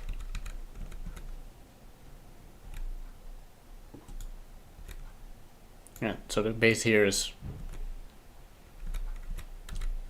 doesn't show the floor, but if you look down on it, oh boy. Not sure I'm going to fix that. But yeah, so this light is my prototype. Actually, what I want to do is I want to add a spotlight, point light, spotlight actually, and actually rotate this. Because that's cool. That's what I do. Rotate, rotate, rotate, rotate. Why can I not? Can I? Skill. It's not what I want. Rotate. E is the case. 180. And then I want to move. It's just here.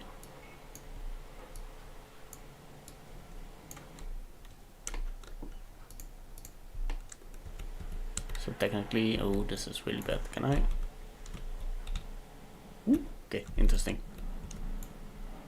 Just want to make you part of this.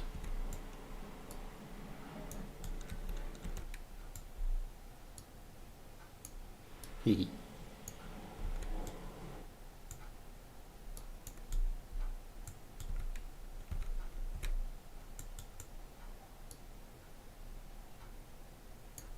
So, technically speaking, this spotlight should now, if I go like intensity gazillion, and make you light color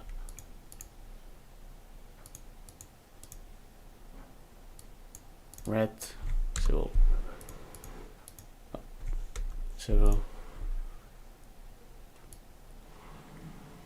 make it a bit larger. Ooh, that's not what I. Ooh, can I? Thank you.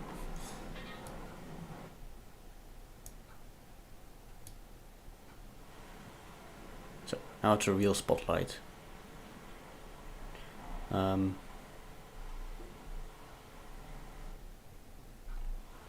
there was this thing that's called volumes, no?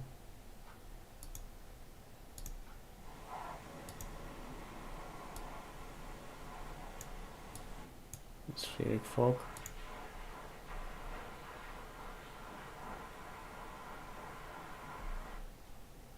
I knew how to do this somewhere, but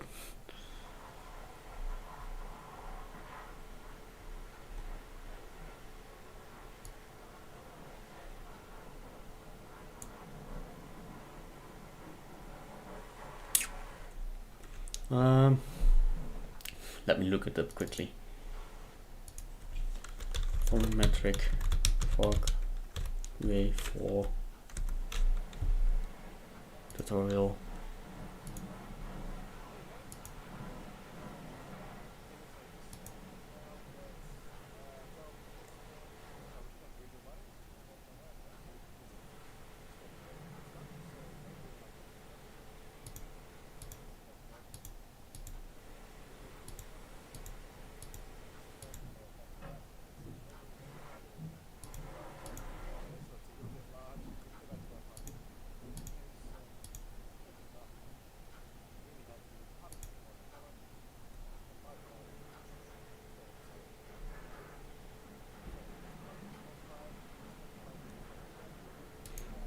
It's not exactly what I used before.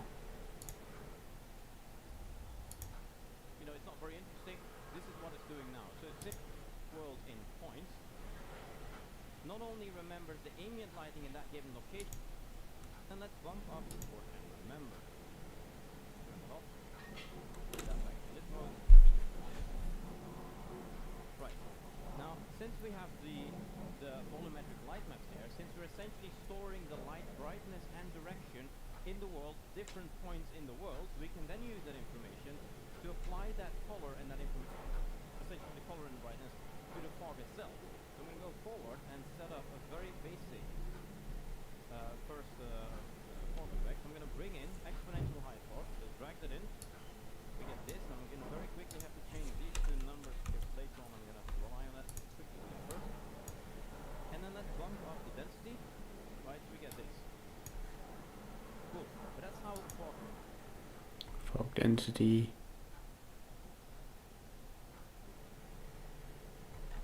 Wait, where?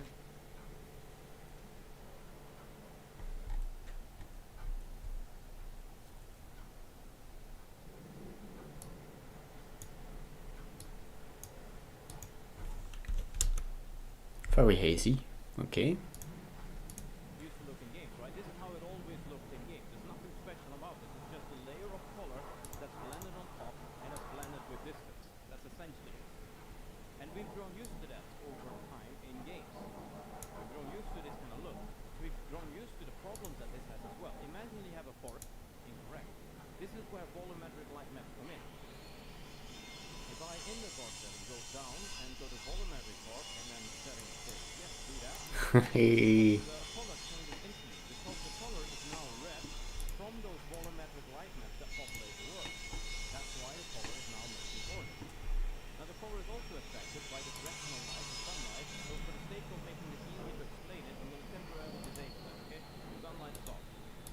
We're only using the skylight, which in turn is set to static, was baked into the volumetric light. This is only using the volumetric light. And I'm going to bump up the setting bit. So everything I'm going to do the next couple of minutes is going to be extreme, okay? It's going to look like a nuclear bomb has gone off. That's okay. I just want to demonstrate and then we'll bring it back to a more reasonable... What I just did, and I never knew it worked that way, I put the spotlight to the rotatable bone. And can I now, if I...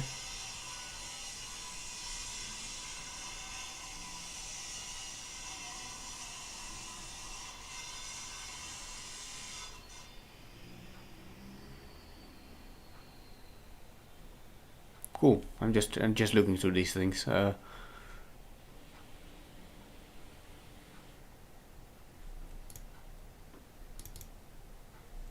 do I change the skeleton?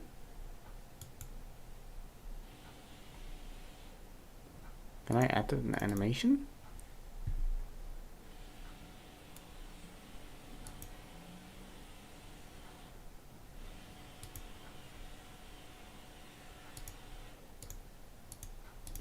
I just wanted to move back and forth. Let's make it something to do that. So I'll say 70.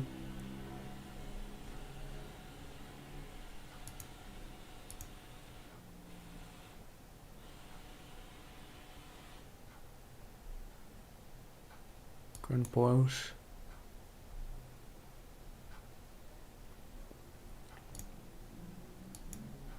Okay. Ooh, what the fuck's going on? So this is one, and then I wanted to go. Wait, what time base is this?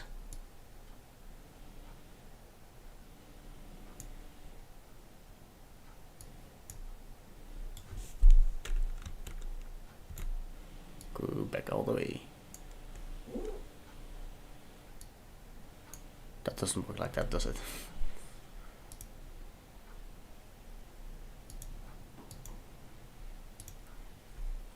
Mm-hmm.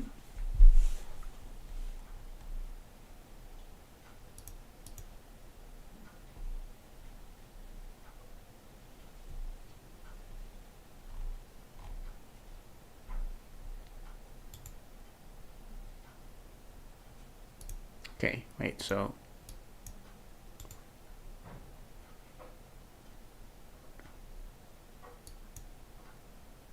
and then I want to go here.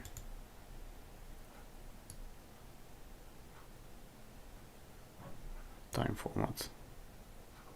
Seconds. Instant frame after 0.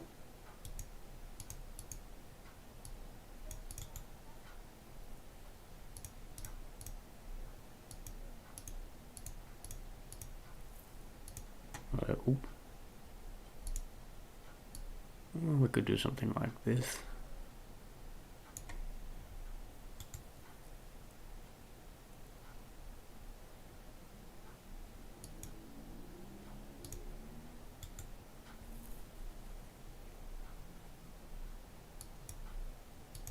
Let's go at 60 frames.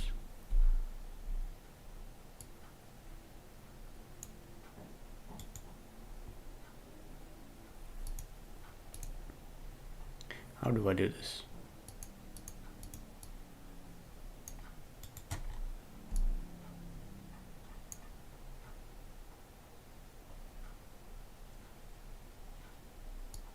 So I want this one to be apply.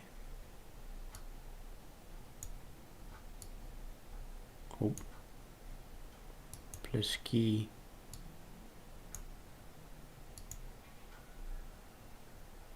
Ooh, perfect.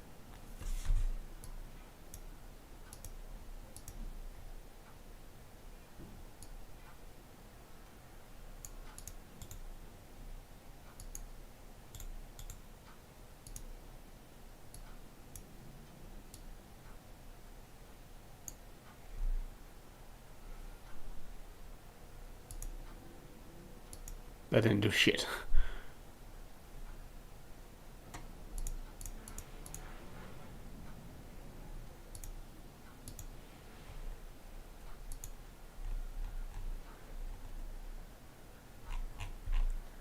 How do I get out of here?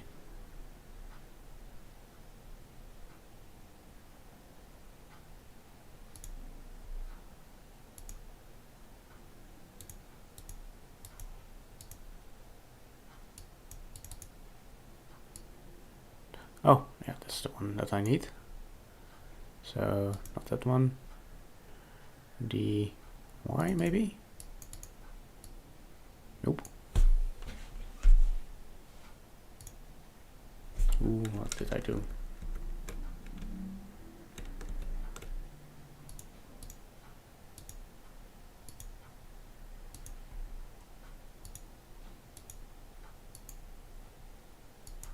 The set is not either. So it has to be the rotation.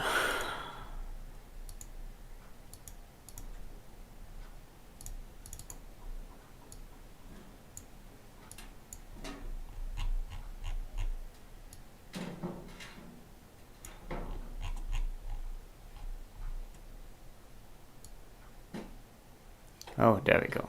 That's what we need.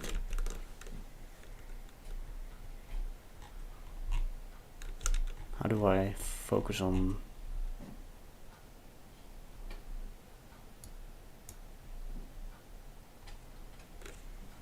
Okay, so what I just want to do is...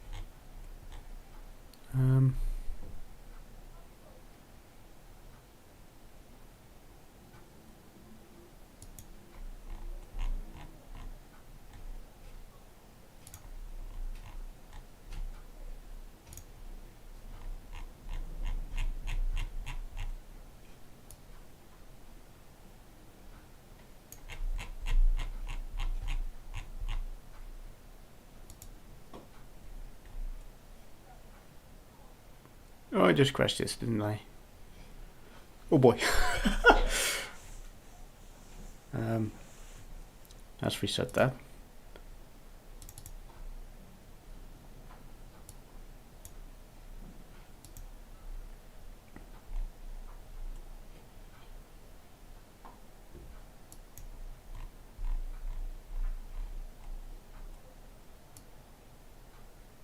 This is the one we want to rotate, so...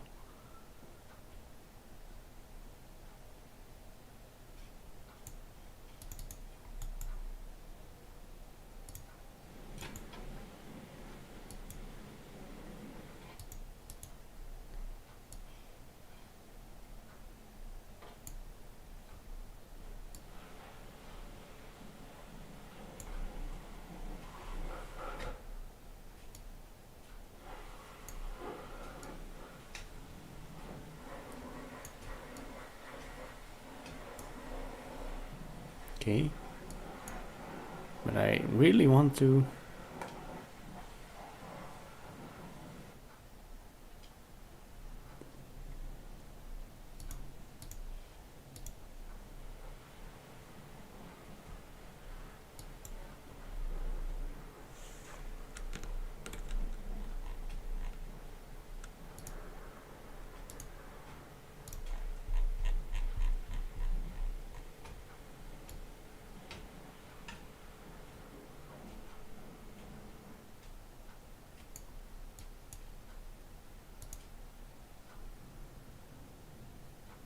The other way around, okay.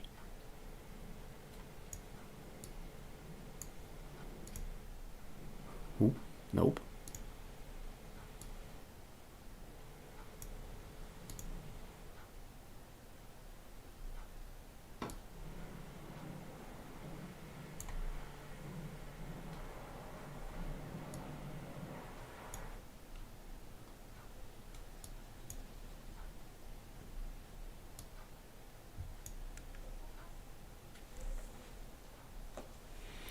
That's fine by me, okay.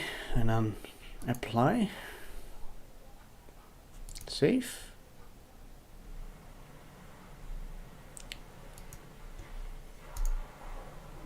If I apply that now, what does happen?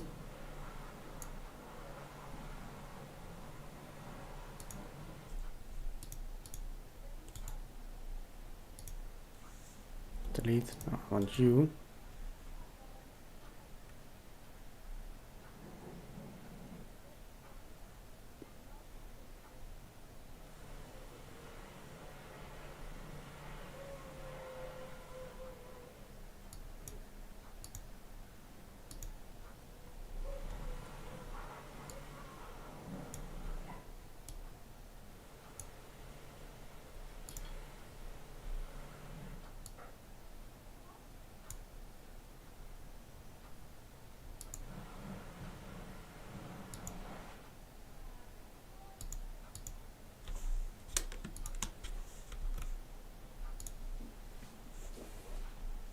And I want to rotate you.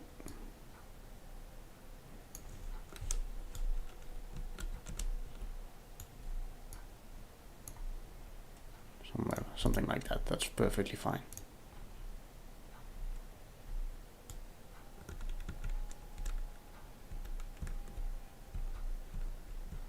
So how do I play this? Do I just hit play? Oh.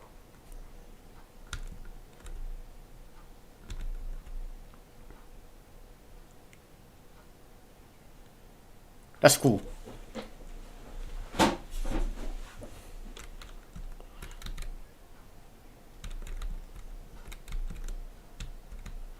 But technically, this light is wrong.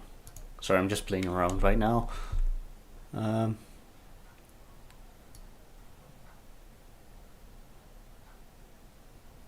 Yeah.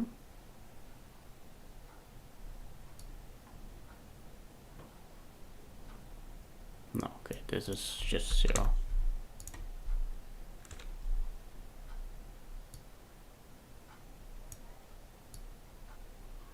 Not sure what that does. Okay, that's cool.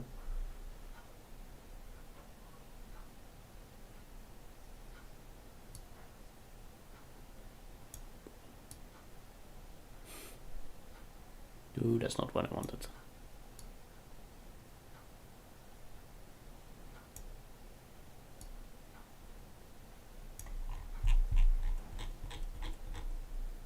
I just want the light to be a little bit brighter.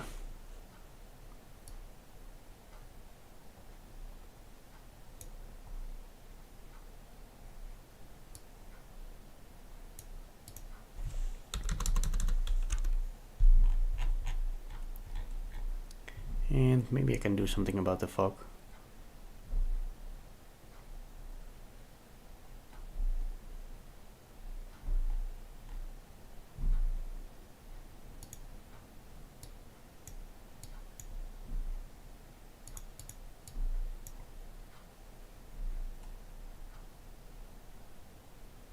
Can be damaged.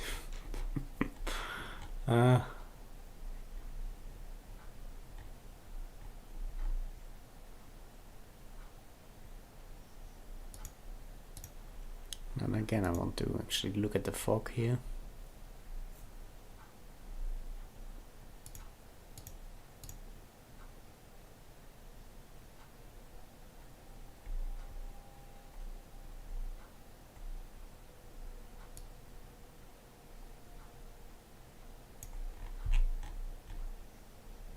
It's actually kind of cool.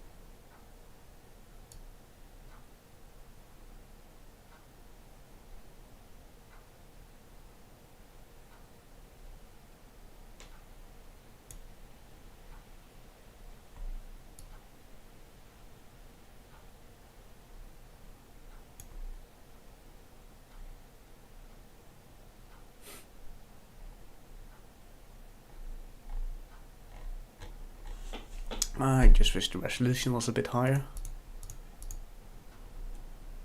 because that's not really high.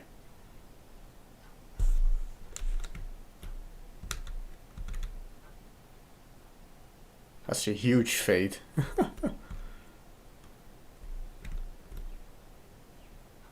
Ooh, that's bright.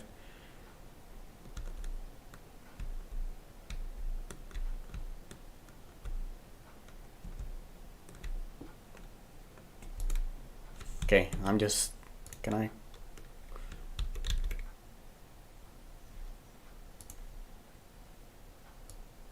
Oh, no. Move. I want to move you. Oh, dang it.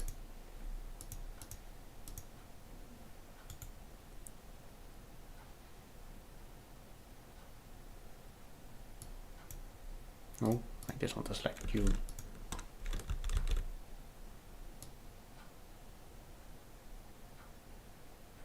Let's actually delete all of these.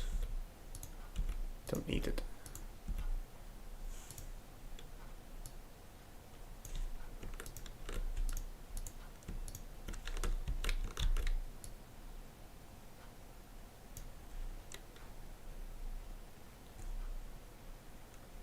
And do another one.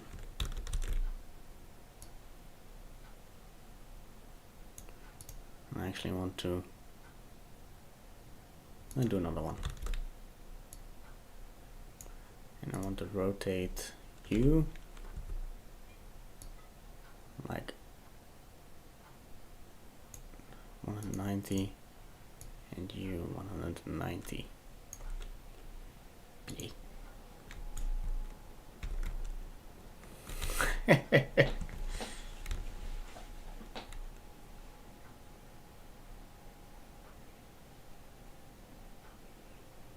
Ain't that cool? I'm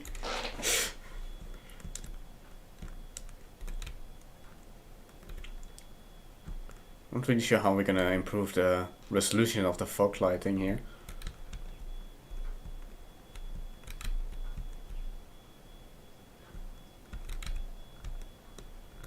Just imagine a roll on a whole. Just a moment. Not done playing yet. Can I select multiples of?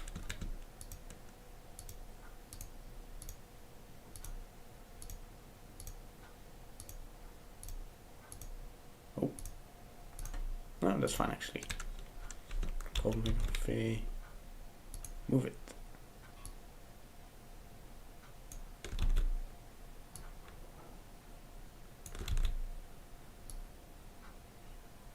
That's a lot of lighting.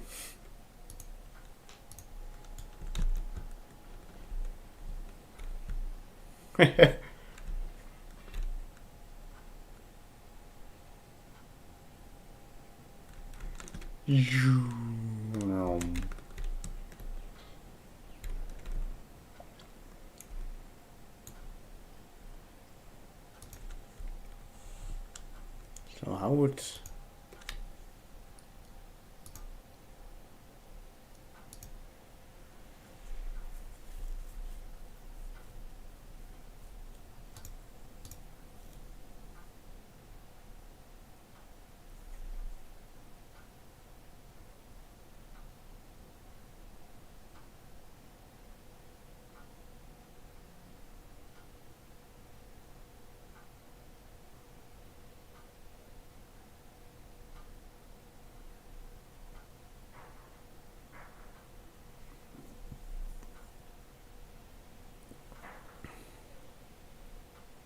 anyhow, I'm playing around way too much. Actually,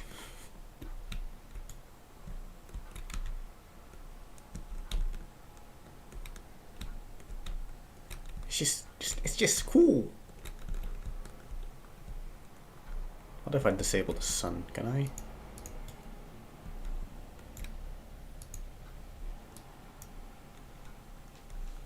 Skylight, light source. Make it really dark.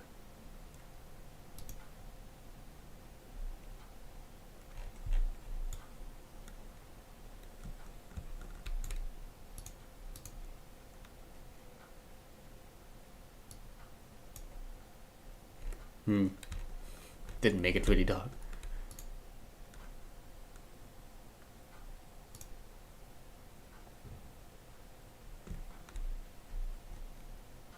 Something necessary? Just be gone. Don't need audio in the background.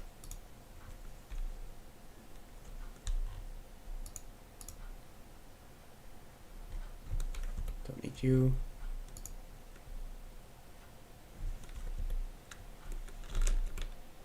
Oh, that's actually kind of cool. The player.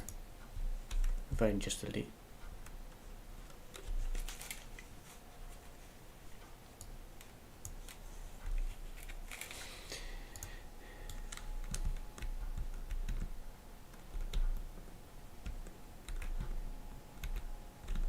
You see, there's just some really weird stuff going on. Like if I can move past this, it's lingering. And obviously pixelating around this area is also... what should we call it? Actually, that could be the resolution of the fog, isn't it? How can we do? No. Just one is fine.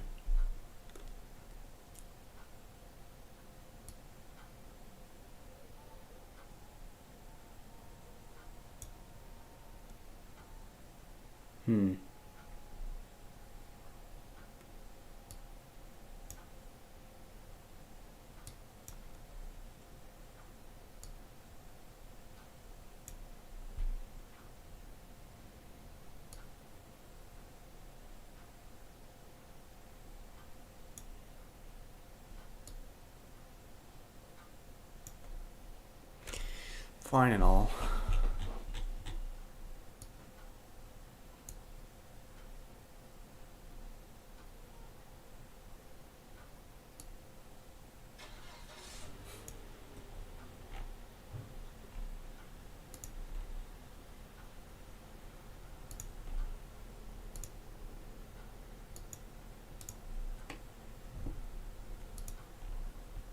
Didn't do shit.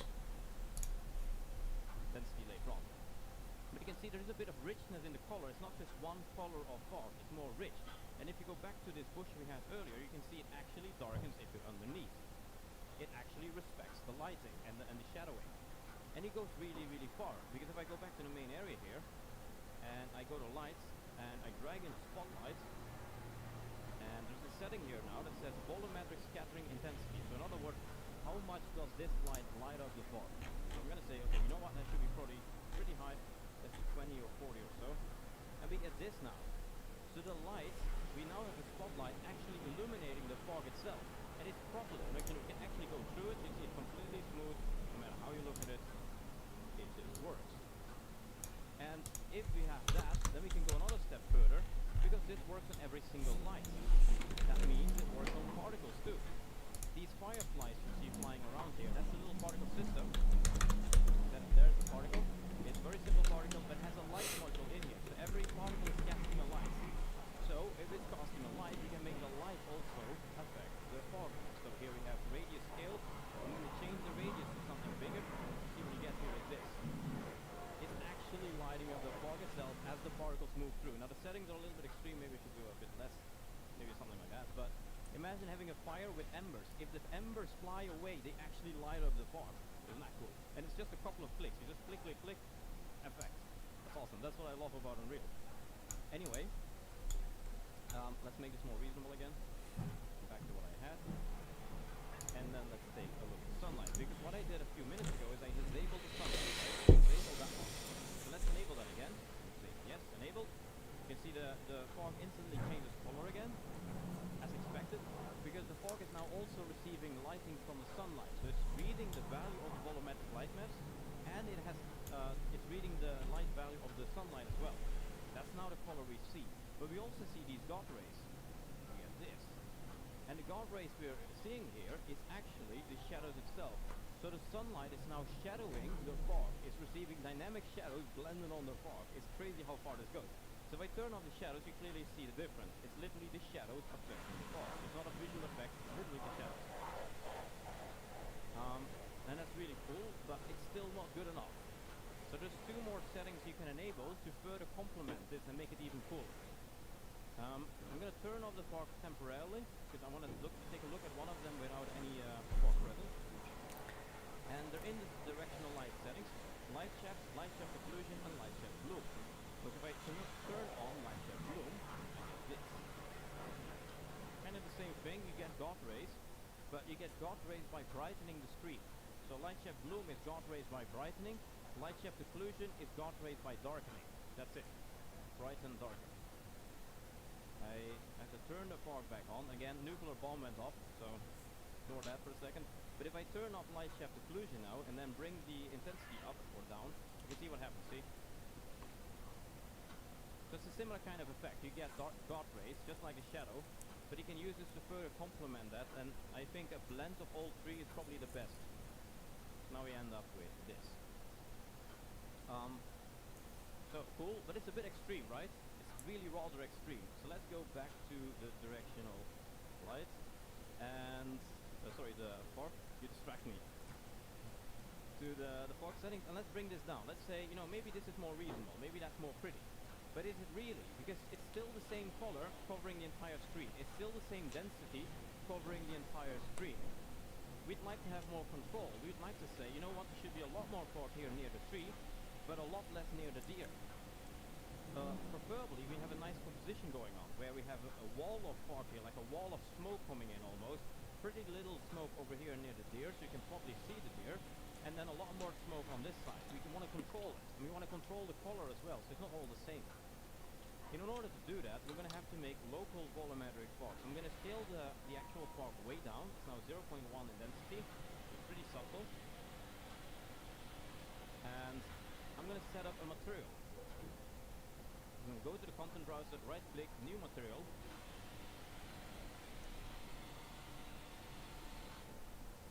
And in this material, here, essentially I'm going to recreate what we see on the slides here.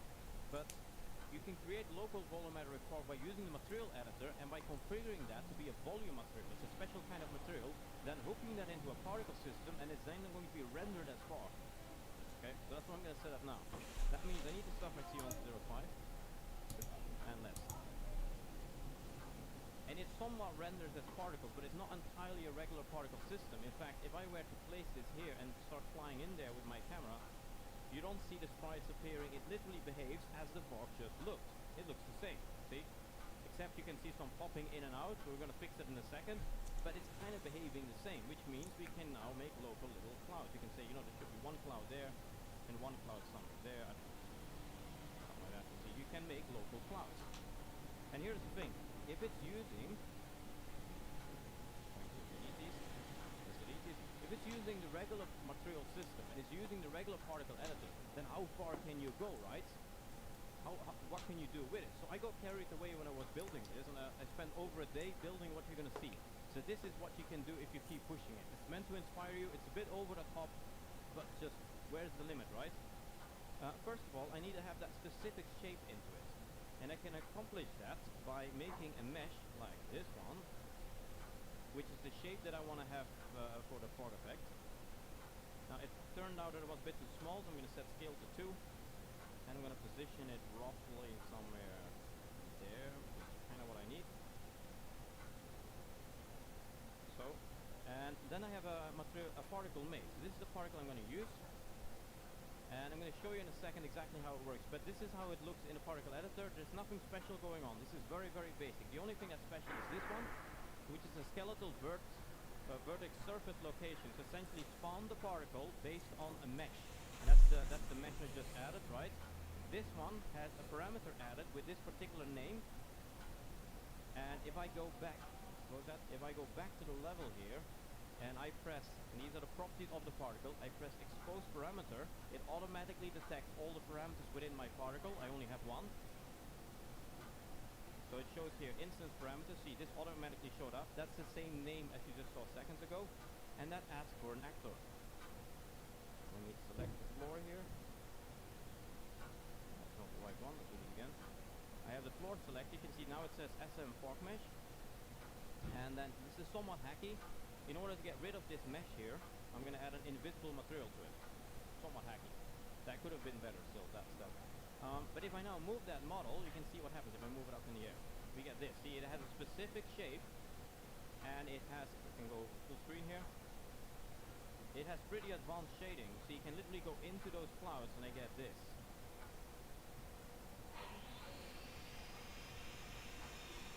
And you can kind of see there's some lighting and shading going on. It's not just a flat piece of fog, it's actually kind of billowing out or something like that. And again, if you go into it with a camera, there's no issue with doing that. It doesn't look like you go to slides or anything else. Essentially, get this.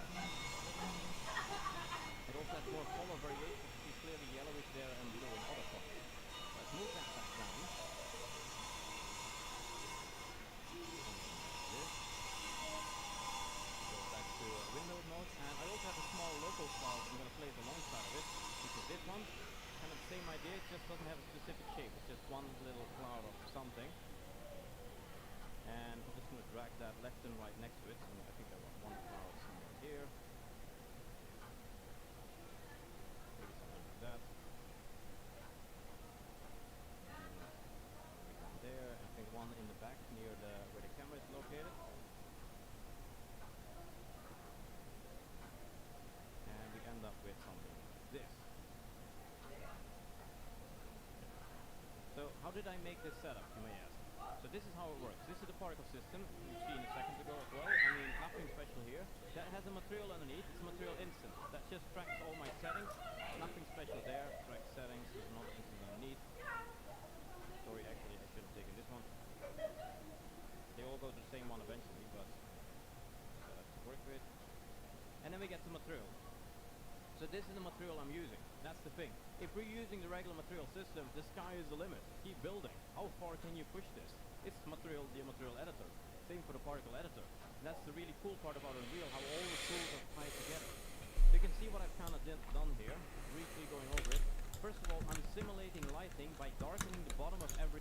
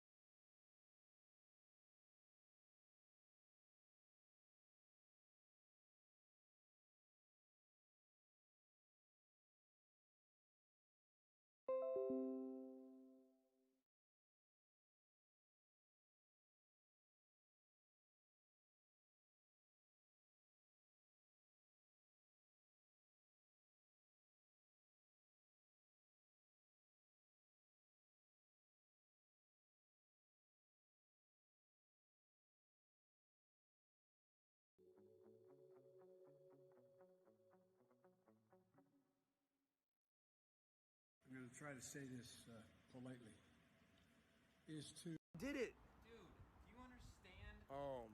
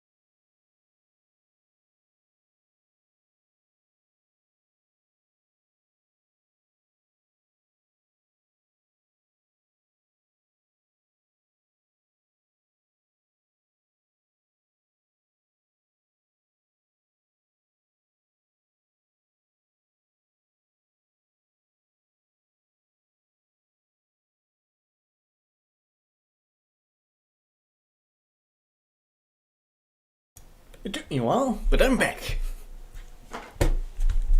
So what we're going to do next is actually create an actor class for this one.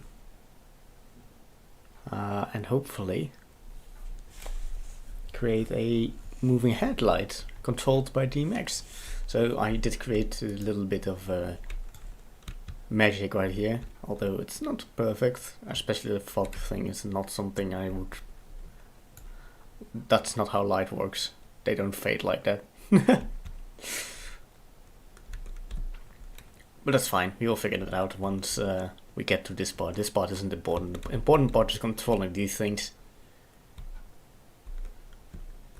It looks like they're spewing fire instead of light. Anyhow. So this is just an animation sequence, don't really care about that. The one thing that's a little bit worrying for me is that where the fuck did my class go? I think it's here? Yeah.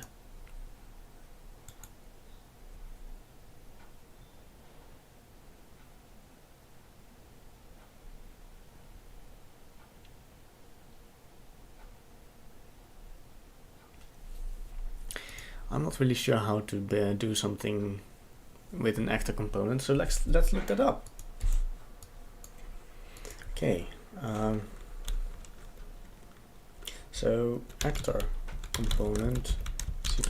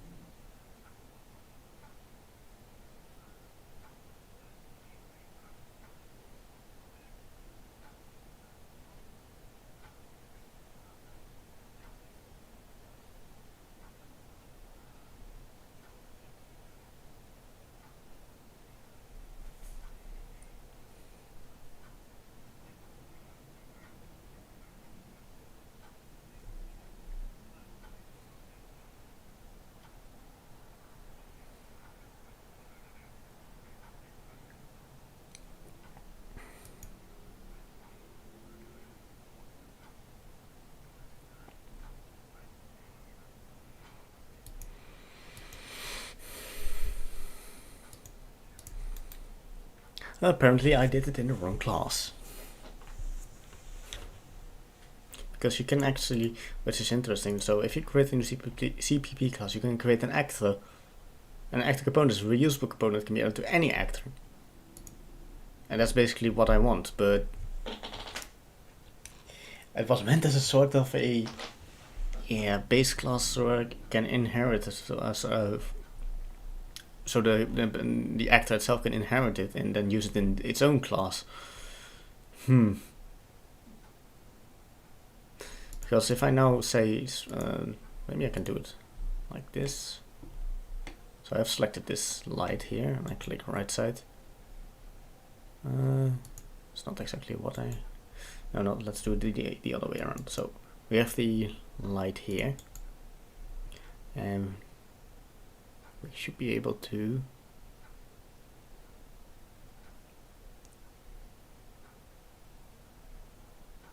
Not any like this.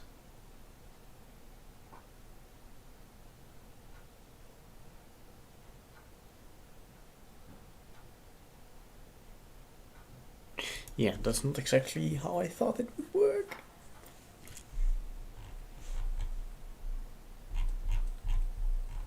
Interesting, it did count up.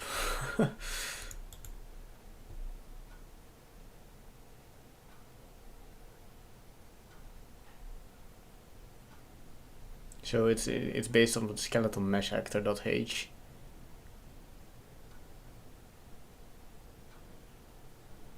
Because that's the type of it.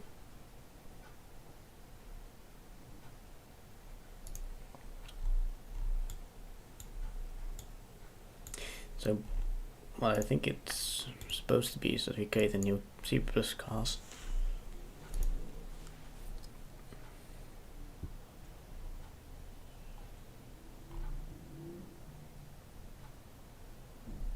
Oh, this is probably where I... Interesting.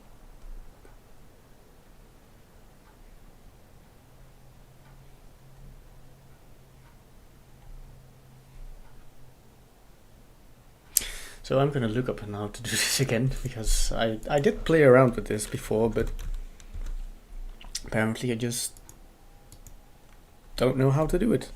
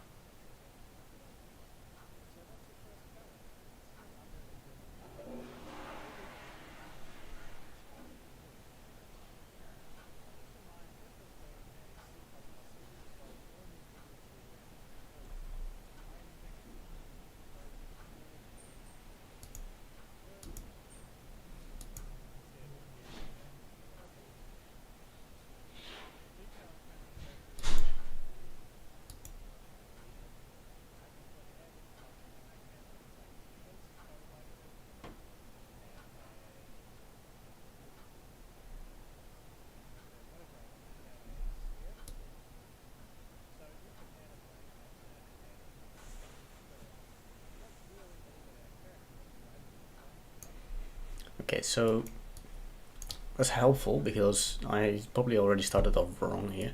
So I wish I could select everything at once. Control A, Shift, Control, can I deselect these? Actually, let's just delete all of these. No all. How did I delete only that one?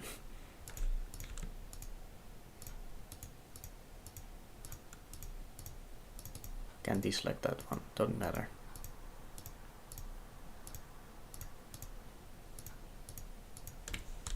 Be gone. Oh crap.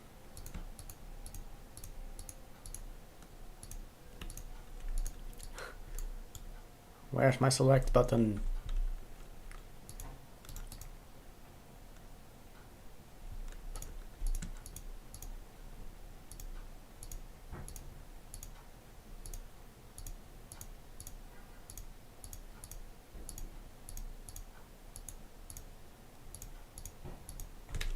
Be gone.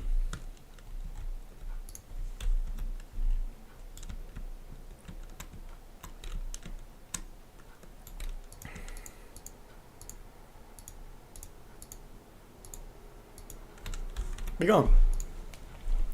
Okay, so what we want to do is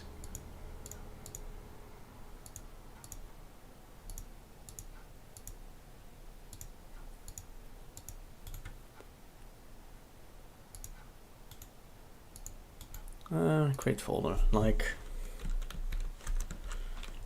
lights, light actors, because our objects are actors representing lights. So in here we want to create an empty actor. Apparently we just do that. No, not character. Be gone. Okay, an actor, we go into there. So, and in this here we say we want an add component. So I want to add a mesh.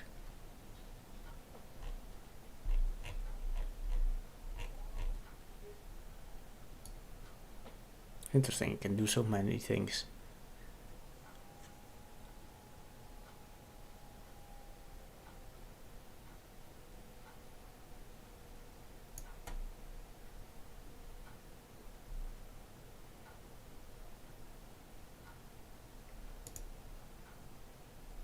Skeletal mesh, and the skeletal mesh should be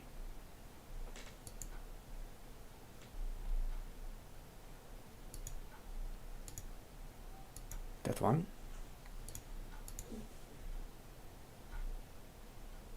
Not sure why the hell this sphere thing is visible.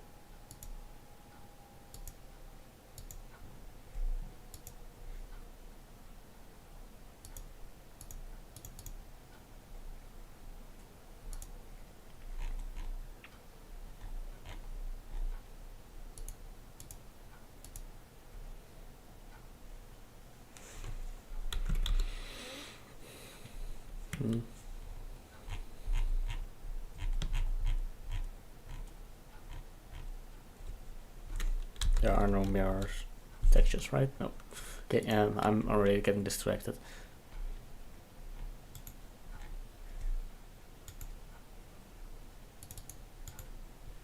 Can I rename this? Edit? Rename.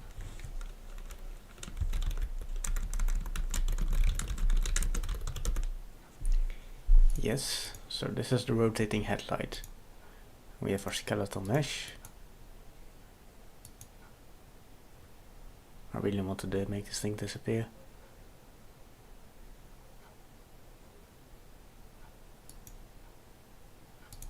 Still renders that thing.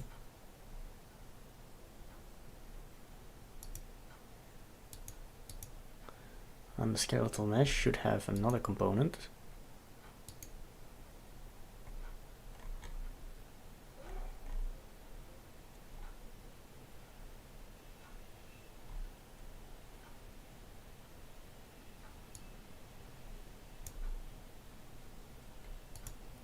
No, I want to add a existing C++ actor. Well, actually no, let's first create a spotlight. Any spotlight, let's make the intensity large and not white. Blue. Don't see anything like that.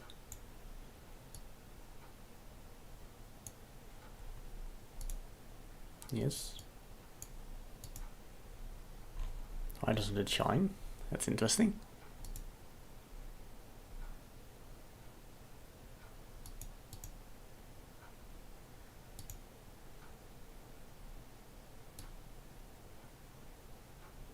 Oh. Interesting, it's just ginormous.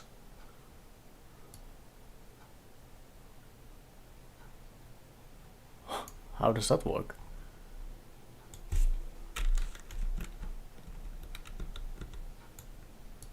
Why don't I see the actually normal thing that I would C. Let's rotate you first, because that's not...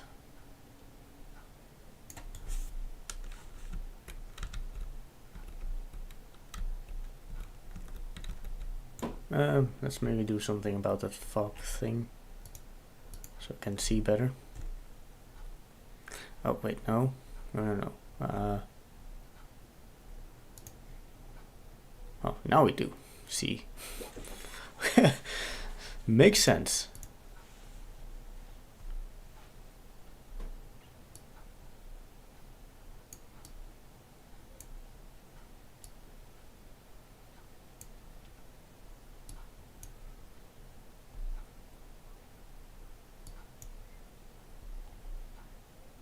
Mm-hmm.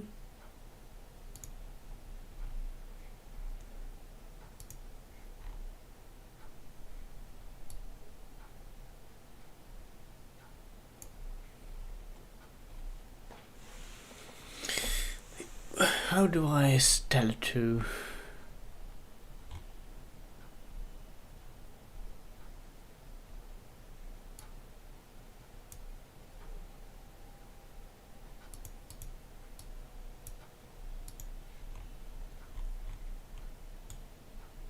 I mean, it's not actually shining. It is actually shining, but it's not visible.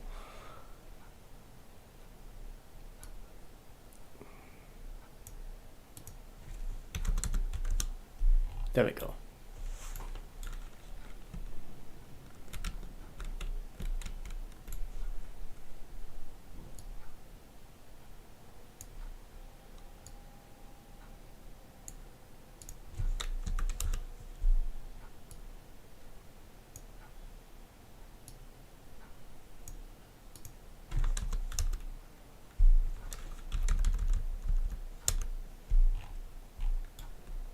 Testing.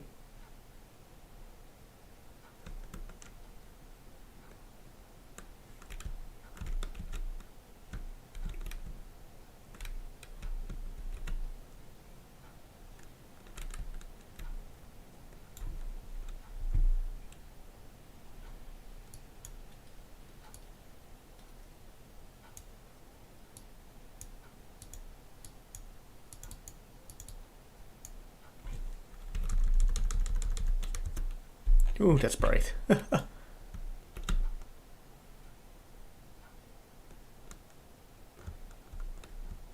a ginormous beam of light. Zoom. Let's make that half. Or a tenth.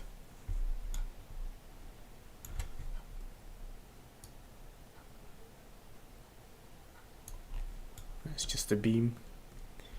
It's really tiny. Alright, anyway, so it's now a beam. You can see them. There's some issues with rendering in fog.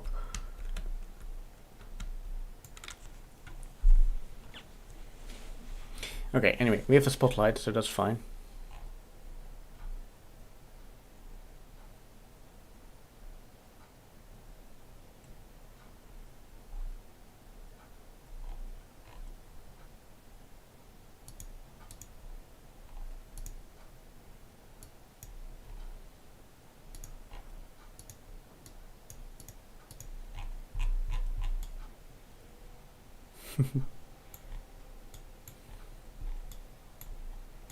Yes.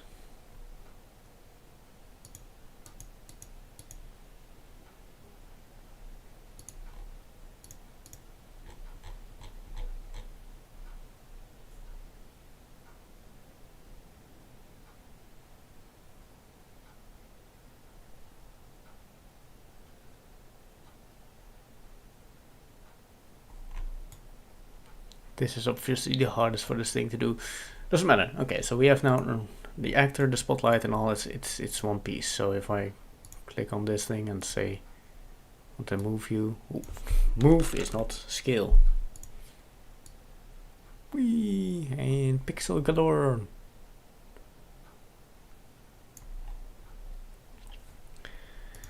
Okay.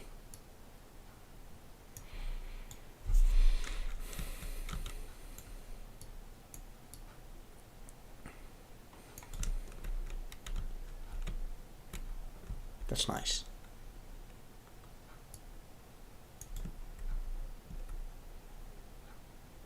It's bleeding a little bit through the textures, but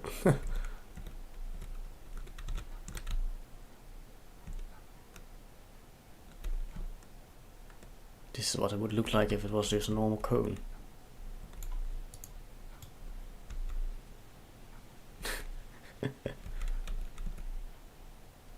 That's glitchy as fuck.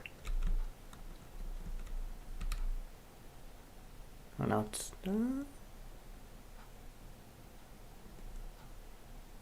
anyhow, I want this to be moved by my DMAX class. And I have a DMAX actor object here. Can I just pull this in and... Apparently not. I don't want to really do all of this.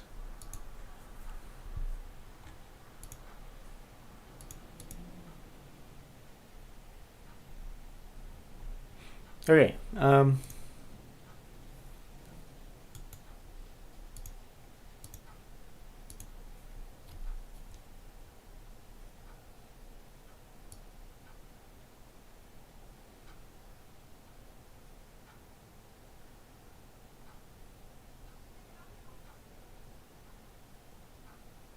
do I add an existing T++ actor to this?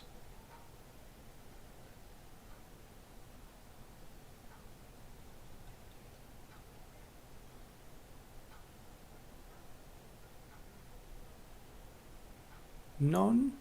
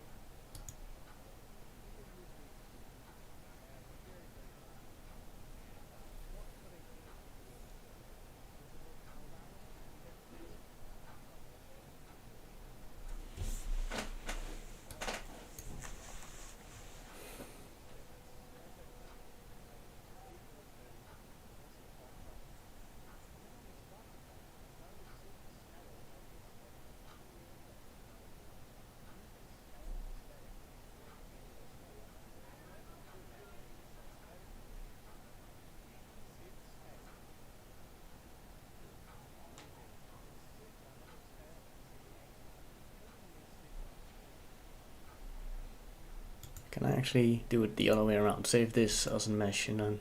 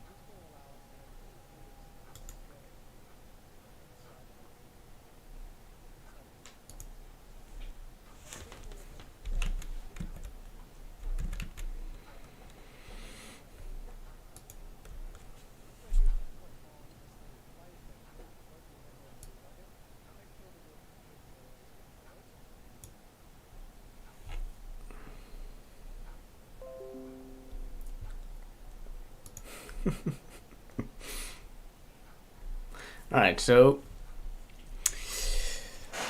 what I want apparently isn't that easy. I do have my base class here, so I might not even be able to use this one. But this could act as something that I could reuse for something else, but it's an actor. I could, you know, I did see, since I'm still experimenting, create C++ class.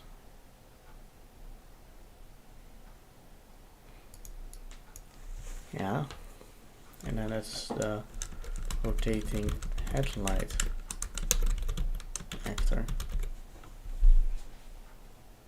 Create class. Because what I did see is that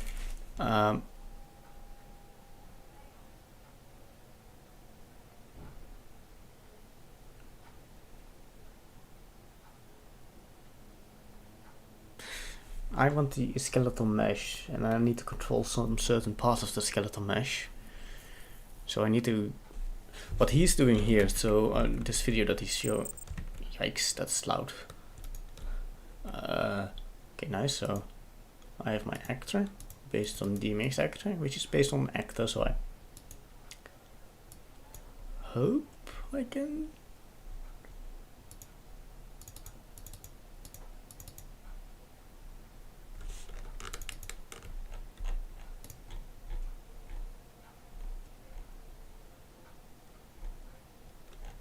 Should work, right? So all of these things are in here, don't really matter to me. The only thing that matters is this one, and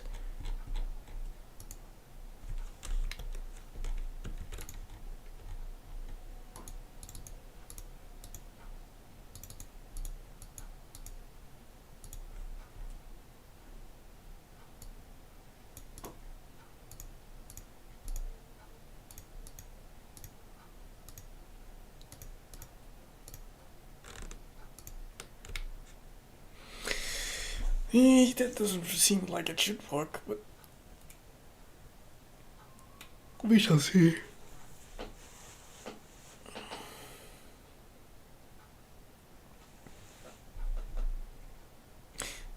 What am I doing? So I could do the other way around. Don't make this an actor, and make a new actor, and you just have a basic class that the actor inherits from.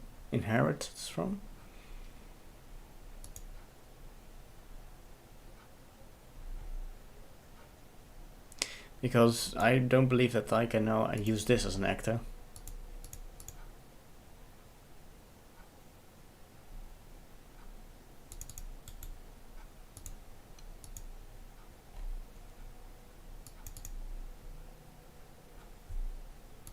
Probably should just start off with creating a constructor. Something I'm just about to say. Quick action. Nope. I want this public rotating headlight. So forgot to add. Just like that. And I should be able to create a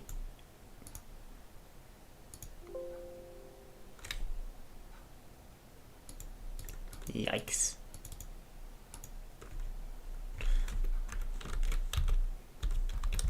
Oh, what the heck? I accidentally enabled.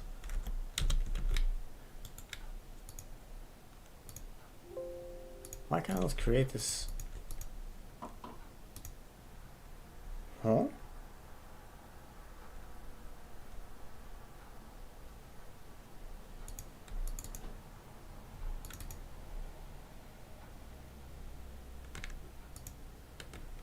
Why can I not recreate the constructor?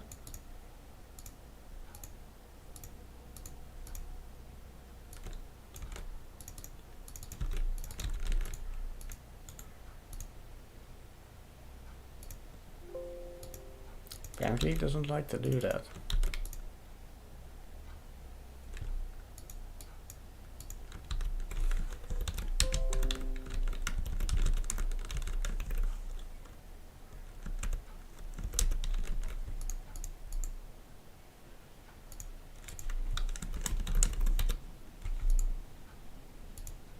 Don't sure know if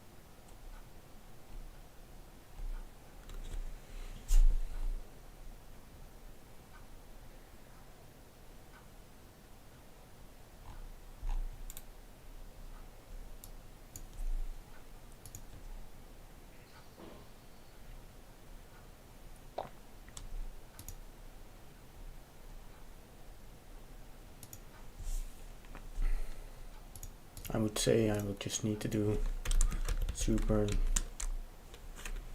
DMX actor.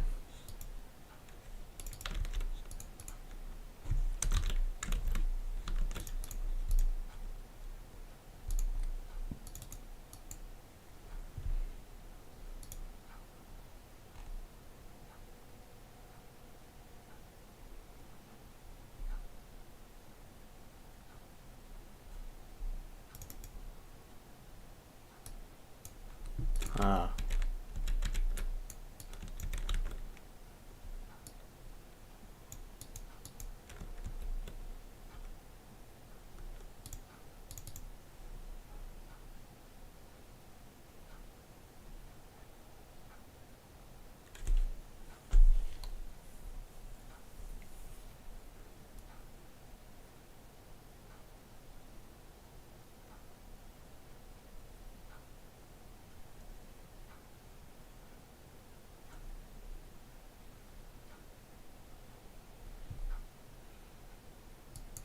Okay, so that's basically what I want. So what happens here is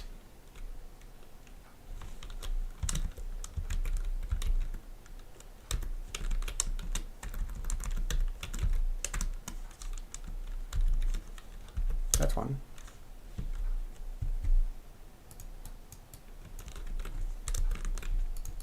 IntelliSense is really like, holy fuck, what are you doing?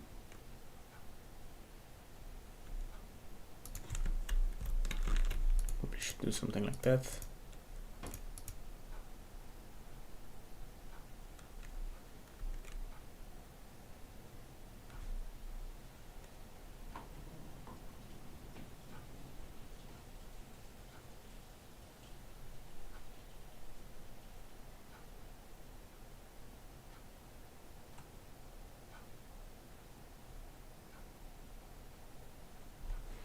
Apparently this is a valid C++, but we will see if this actually is the case. So basically what I want to do now is, for example, I have a set of callbacks that I want to... No, I have to define the mesh first. So I will just follow what he's doing here.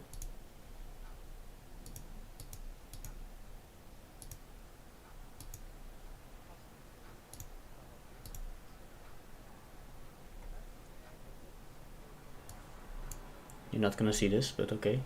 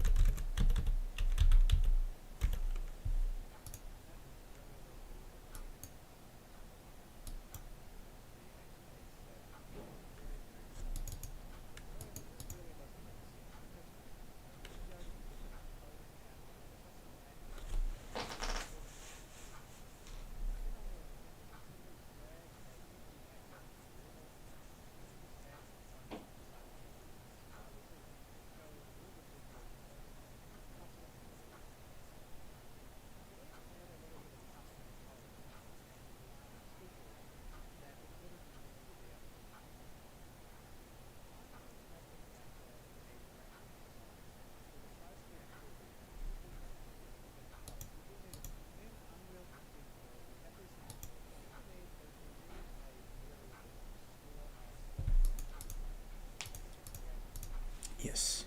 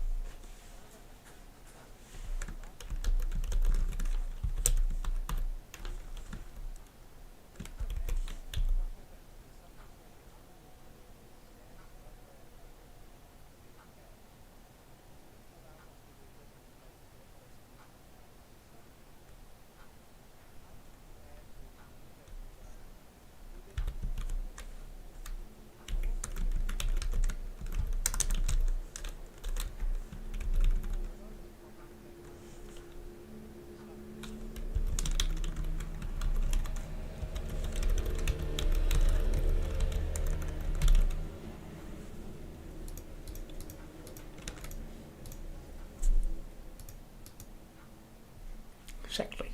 So now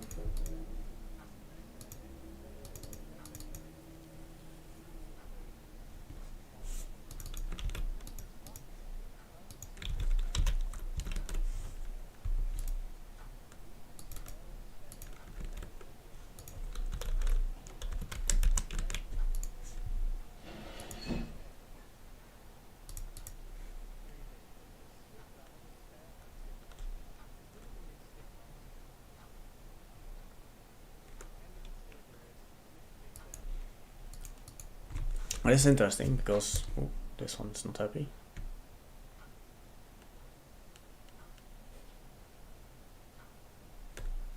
And I forget to import something.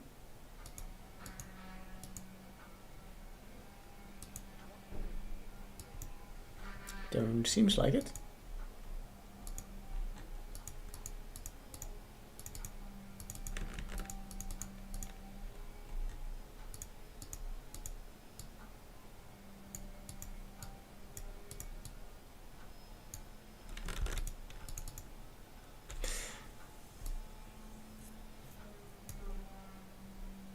What if, because I don't have the basic stuff that's been generated normally when you create a actor, what if I strip all of this, create an actor, and then do a double inheritance? Not really sure.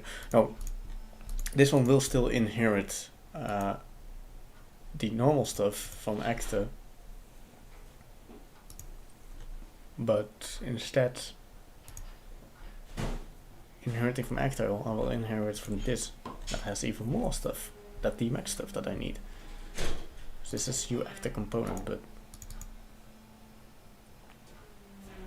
for example, make this an actor.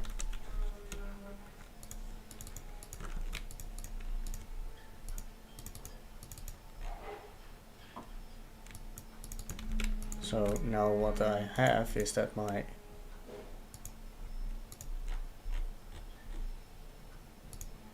this class here is now basically an actor.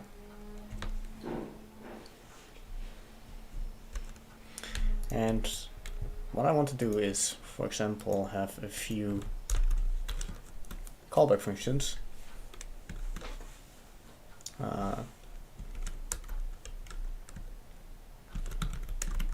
Rotate head.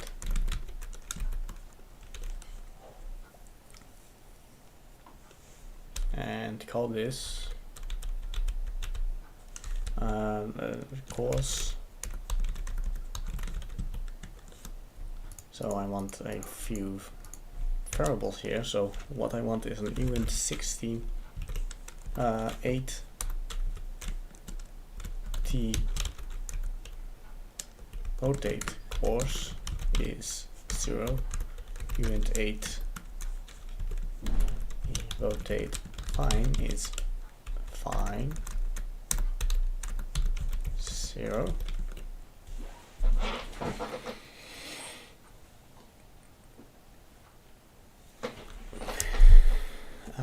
Rotate, I should say, that's difficult for me because I don't For example, if I put this to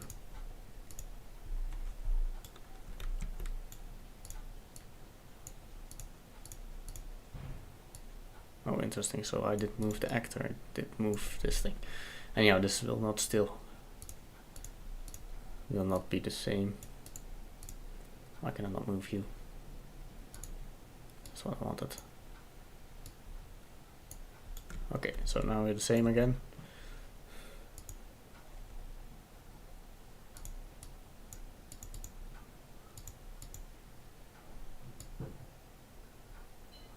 So I want to rotate the Z axis. Rotate C course. This will be a void int t data course void rotate set fine event at fine, and of course we have the rotate fine course, rotate fine and rotate course. Oh, and actually this is what I could do is in the, since these are ooh, that's kind of risky. Probably the ticker is doing something in a different thread. So what I actually want to do is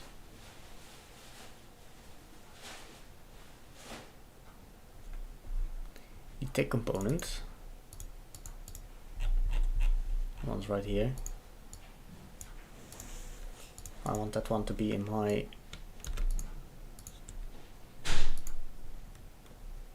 is it private? Public.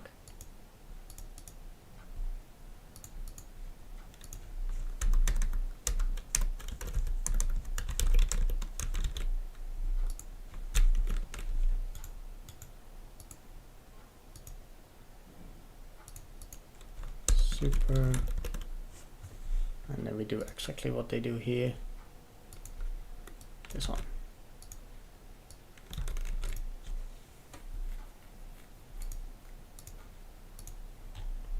I believe I disabled something here. No, I couldn't take everything, so.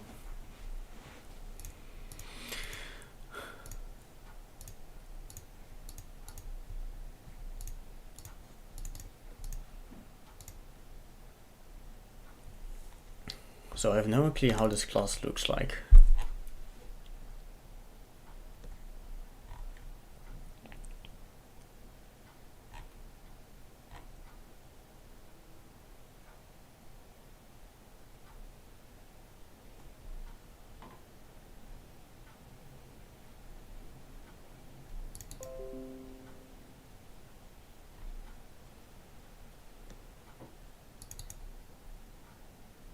So this is what I want. So there is a, if I'm correct, the root bone, I need, everything is still a bone in my mesh, in the skeletal mesh. So I need to get the correct mesh.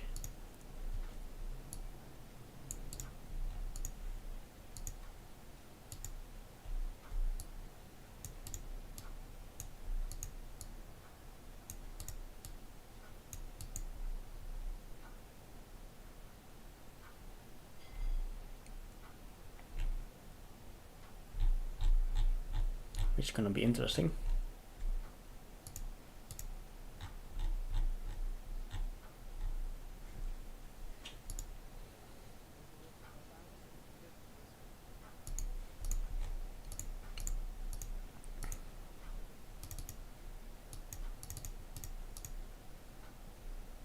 So what I want to do is, first of all, int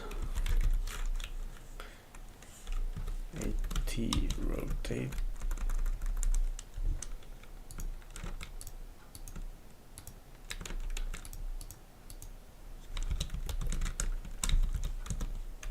I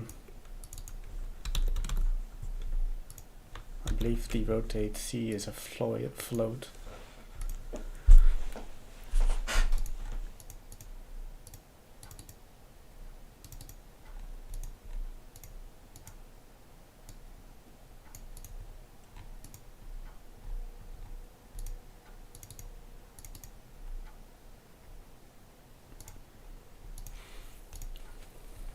So let's create you.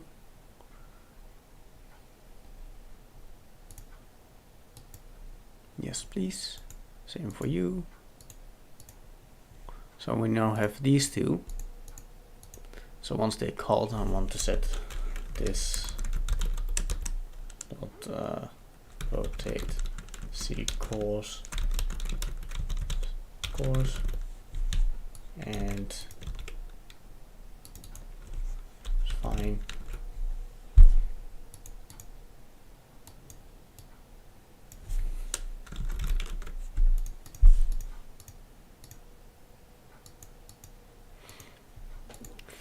And what I want to do now is, since we basically inherited the UDMX actor class, I should have these functions, like the register callback, register callback.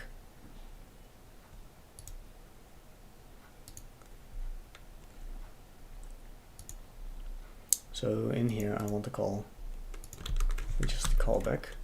I want it to be slot 1, and then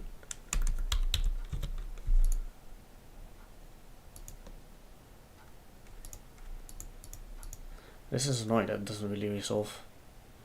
I have no static members in my class.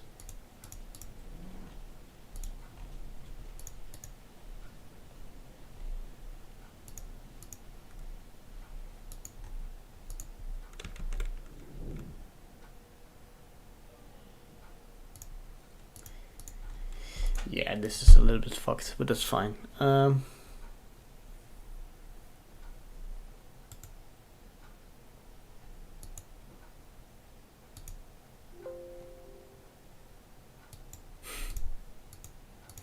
Doesn't help. Okay, so I need to know how I do a bind a call. C++ bind to function pointer.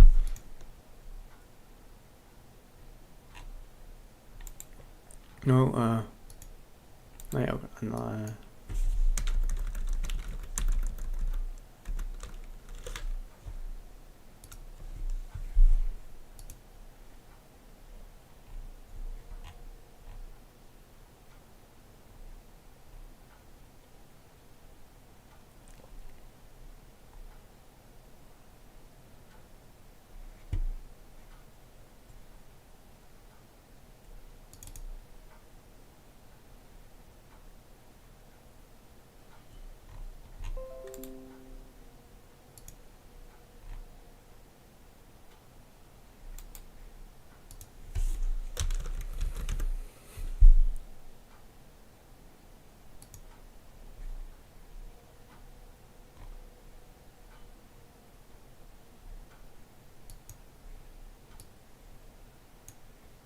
this one.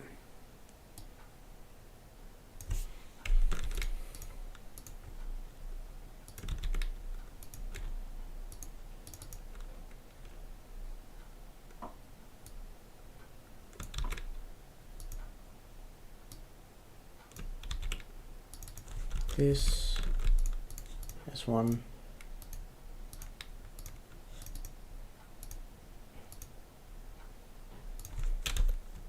With that, it should work, but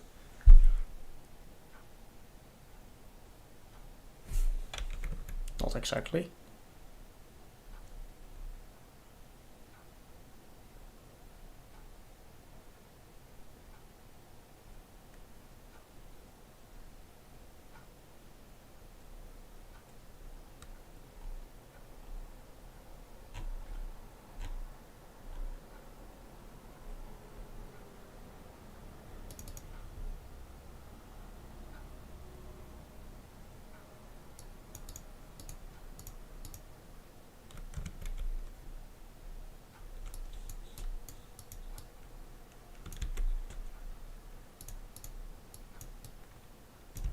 Should not forget that this is not a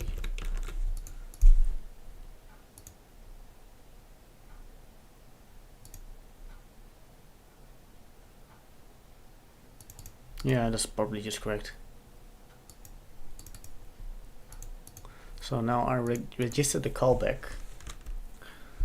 I should call this slot. Register slot. So number 1 is set to that one. And of course I should exchange that here. Register slot. Register slot. And with that we have created our first class that is registered.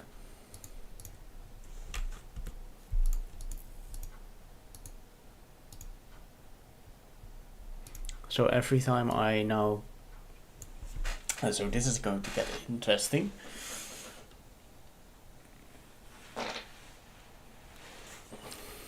Because I need somewhere to define where I'm going to put this data. So the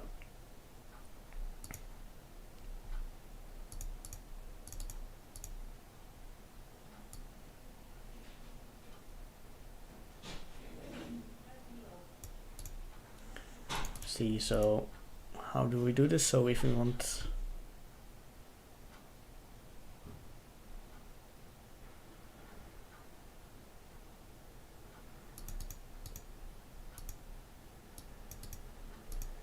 let's make a calculator move right here. So if you have like 360 divided by 255 divided by, what the fuck, how does that make 1? Oh, I mean by, my bad.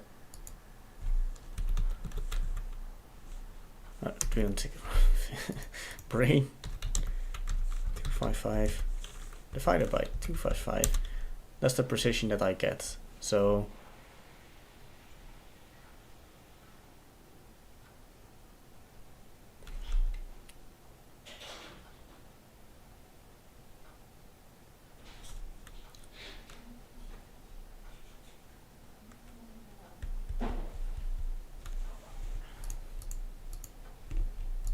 the rotation would be something like, let's do some a little bit different. I want first let's get the bones. I need to get the bones, these skeletal mesh, the bone, if I get the element, not the element, the bone. Can I actually see the bones here?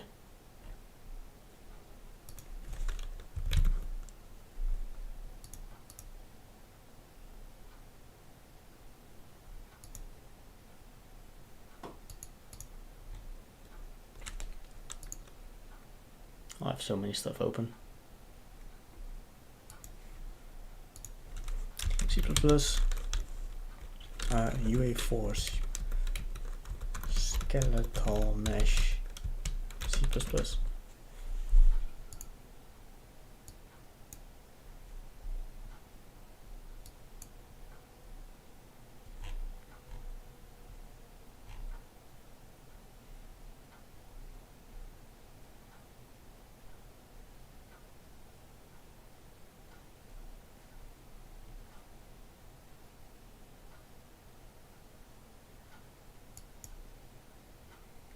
Now let's make this open in a new window. Oh.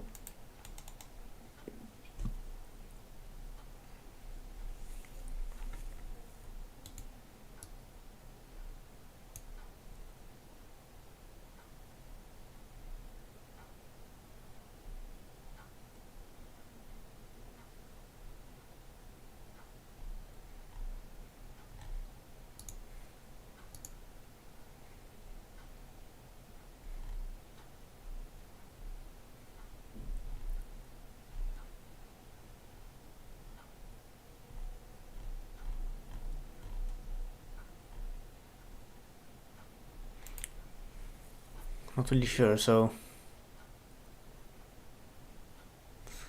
I believe that each body of this rotating headlight actor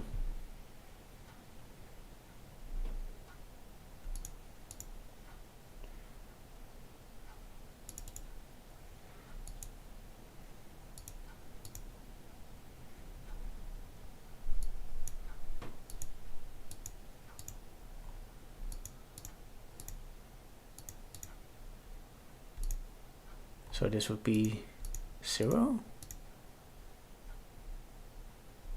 1,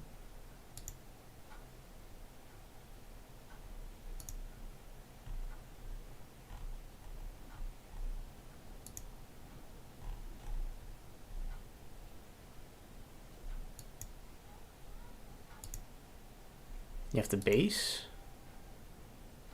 you have the rotatable base, and a rotatable lamp.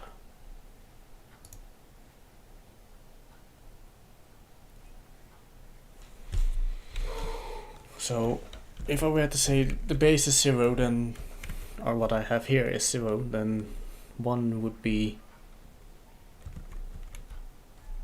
don't know.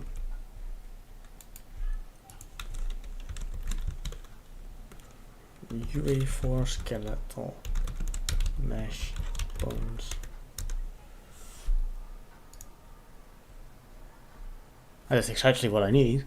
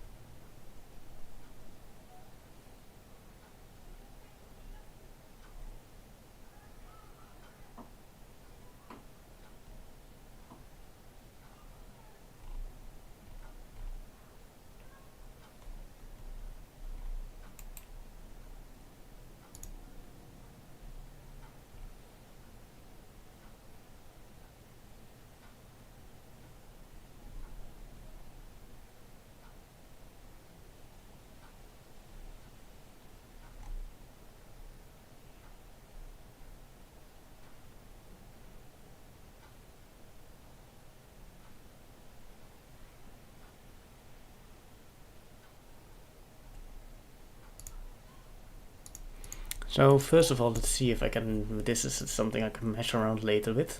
So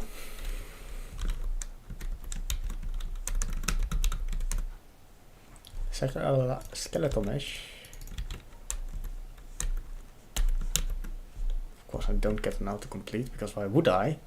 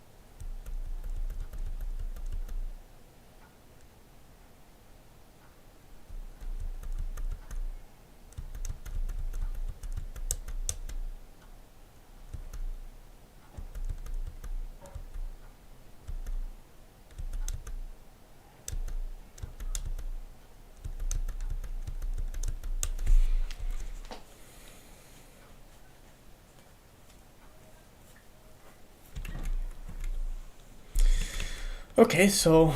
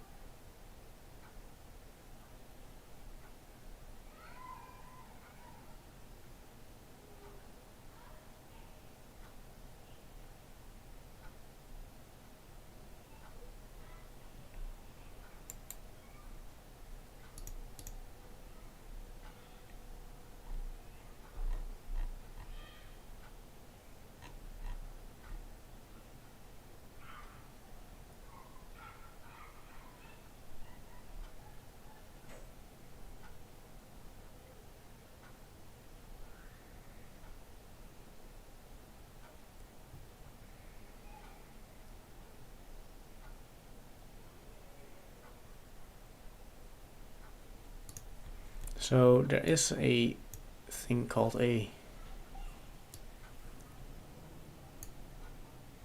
so I'll create a new actor.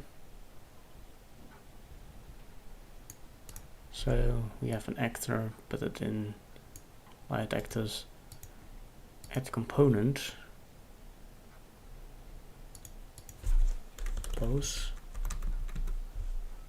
posable mesh, call it just that.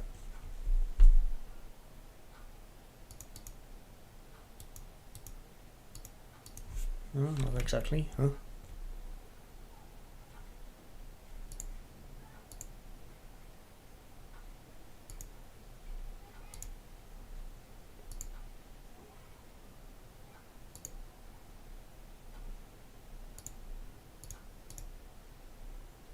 Oh, my bad. Wait.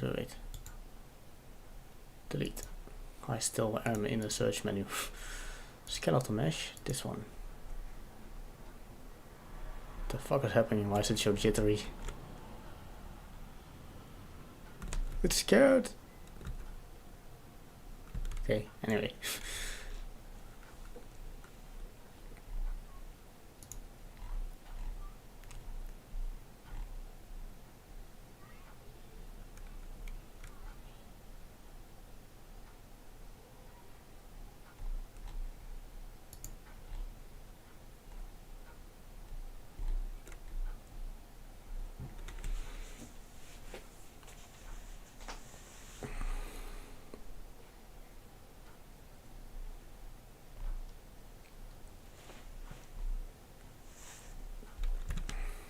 Okay.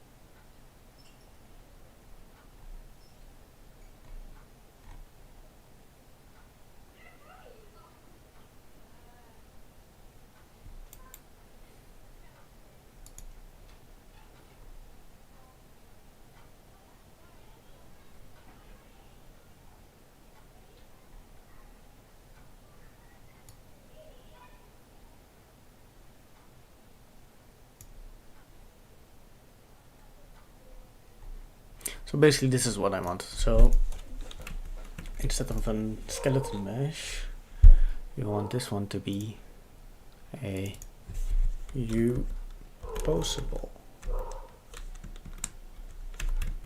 Wait, what's that thing called? I cannot see that.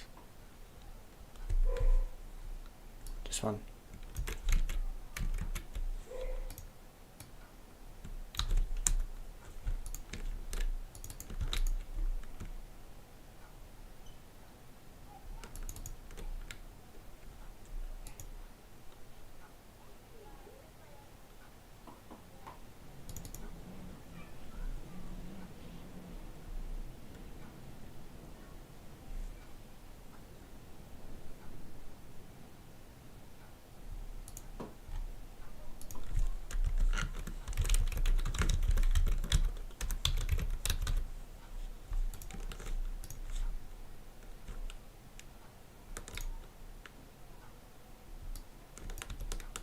Where is that thing from?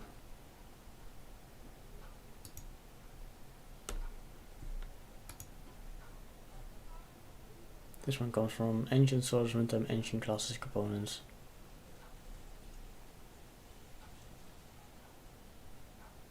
So why can I not use this one?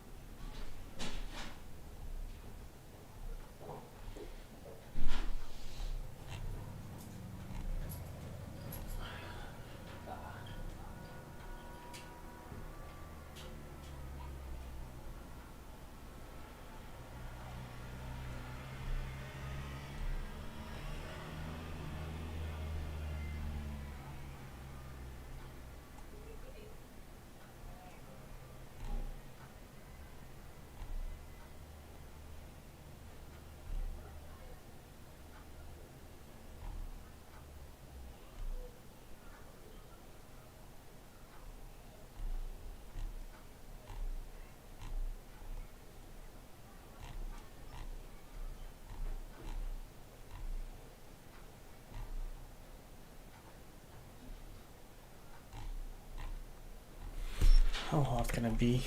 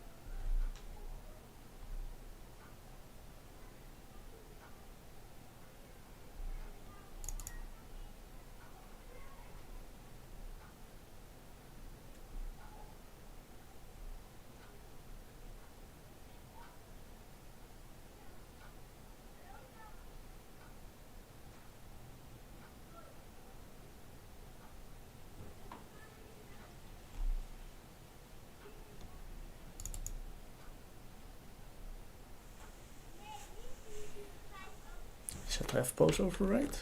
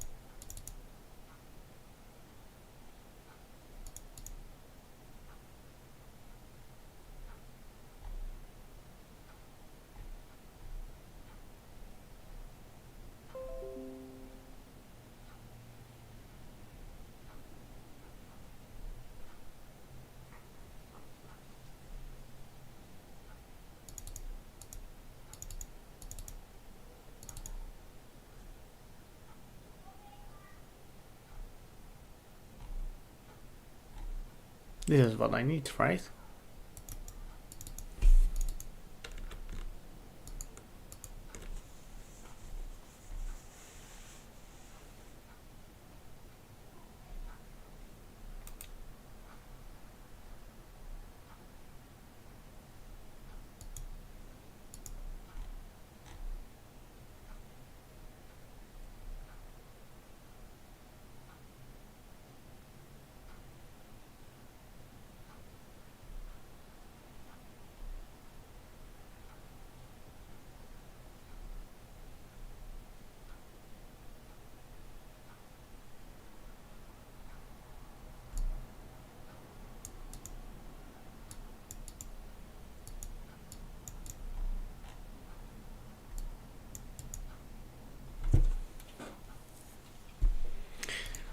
If I understand this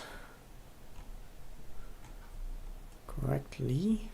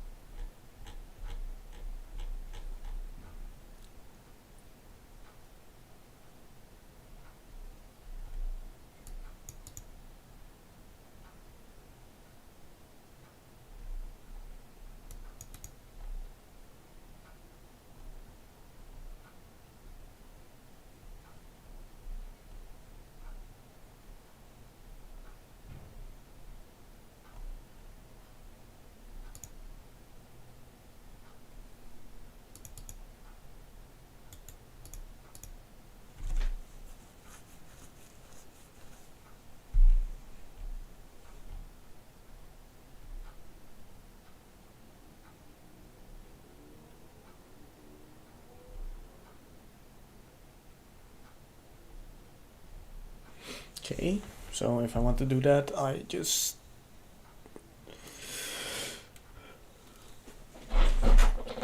okay.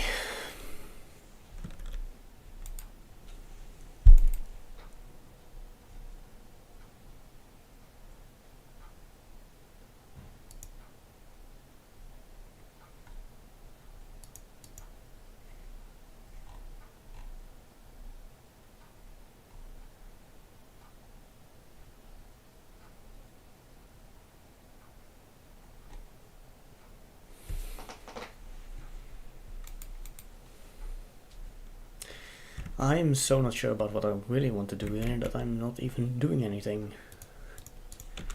What I actually want to do is basically the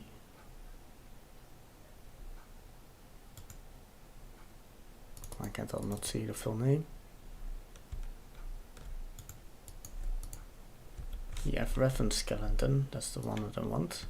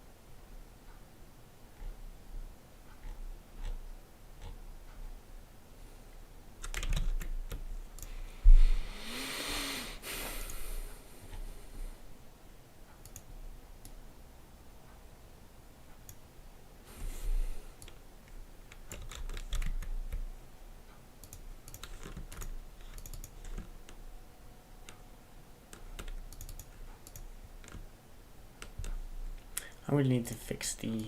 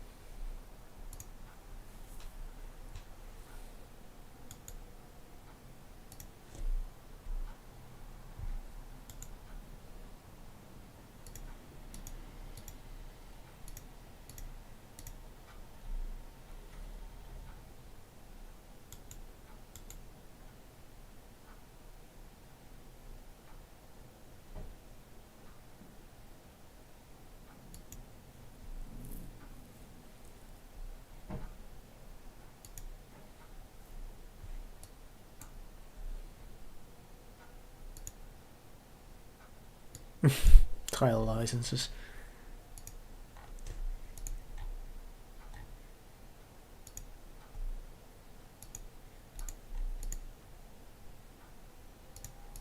My question is, can this build?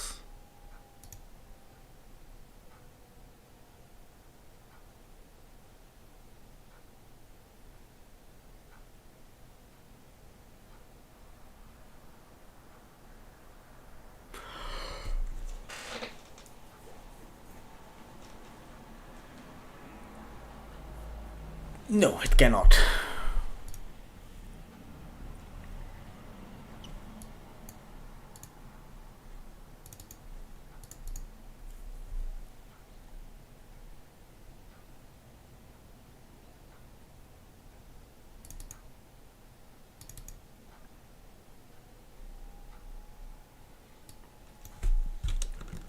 Okay then.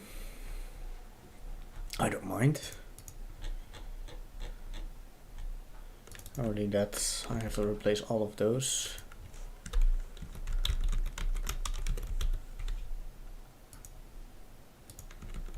And then here as well.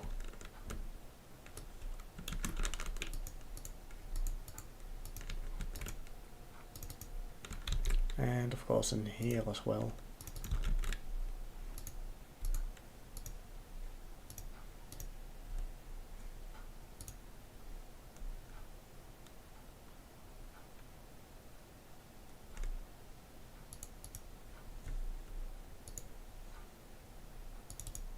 Why is this all being a bit weird?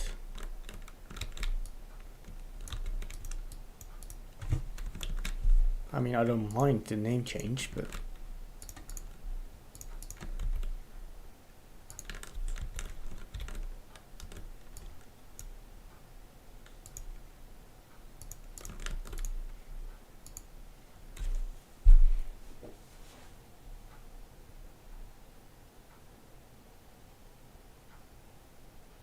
apparently, you know.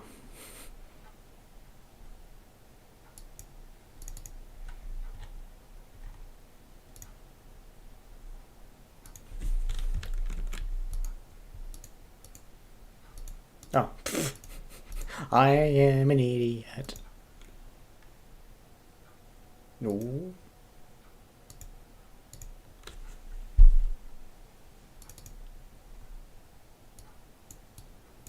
I thought I changed you, I did not.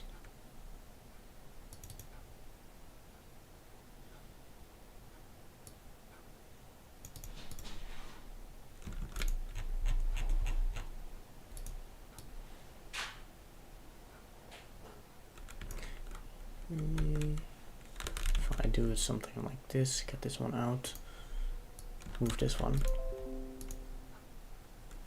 and we don't have any problems.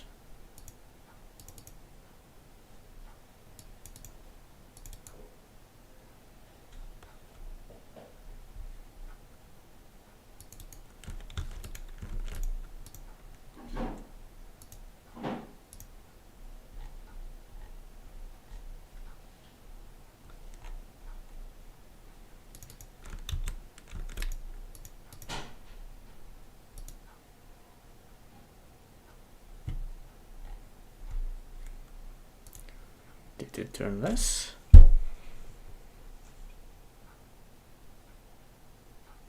Definitely.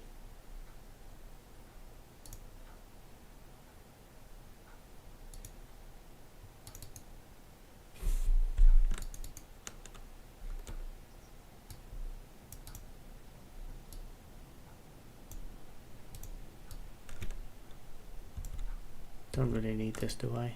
Please tell me I don't.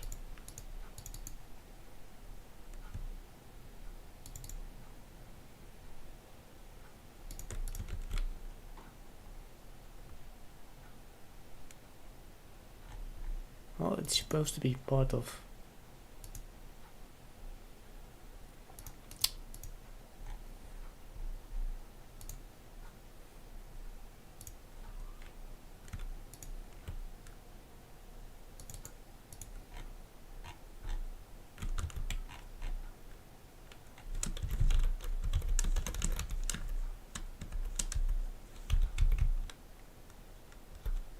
want the header file, not the C file.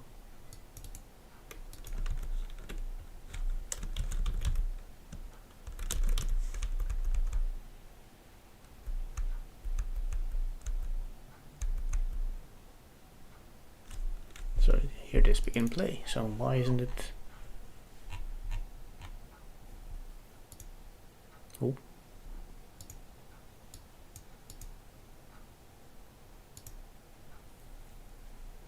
Why are you so gung-ho about this?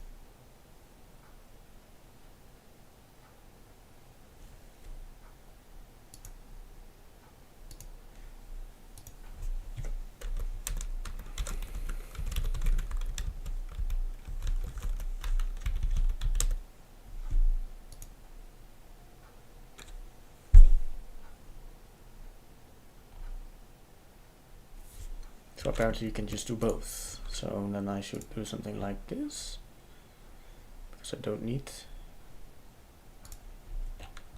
actually, so we go then.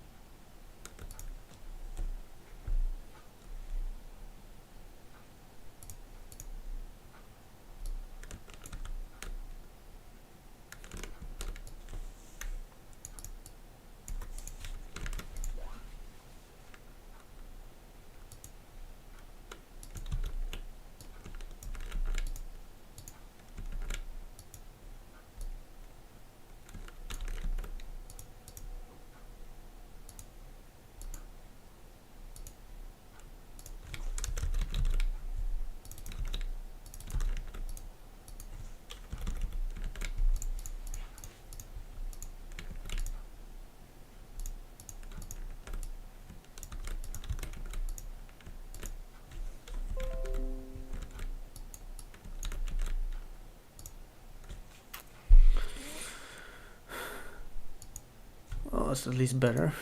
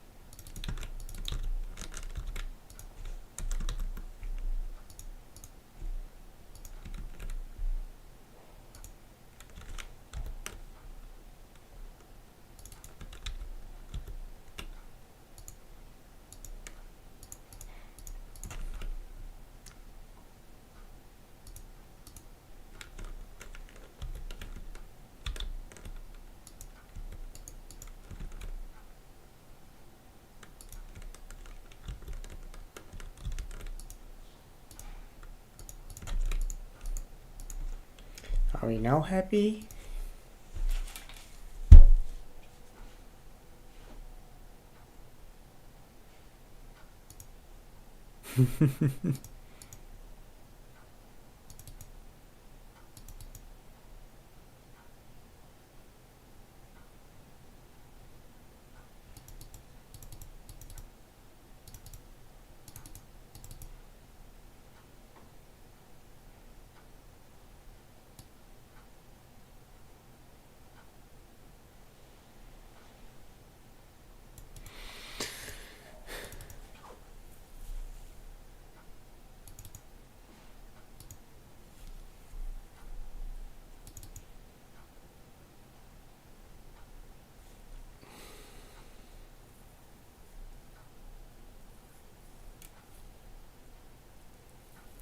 Yes. Okay.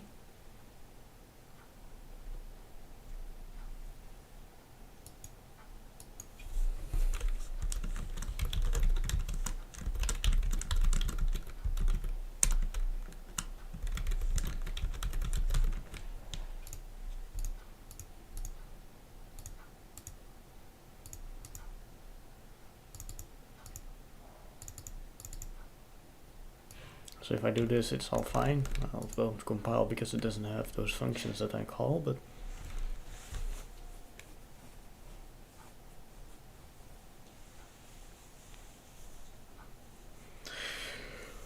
okay, that's a bit odd.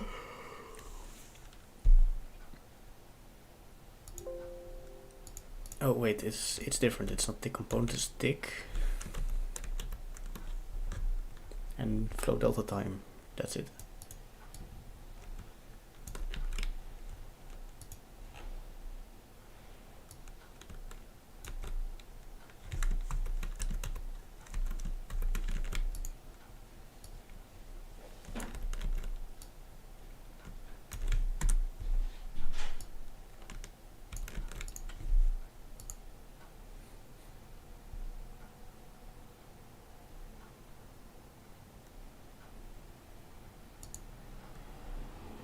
I just want to see my own errors.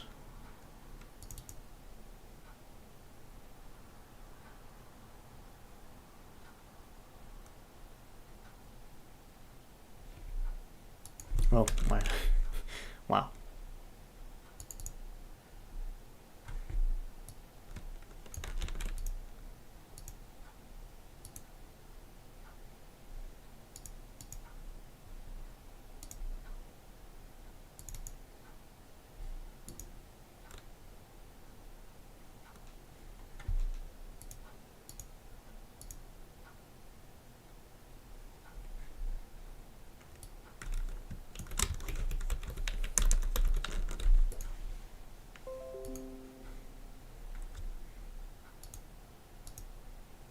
Almost there.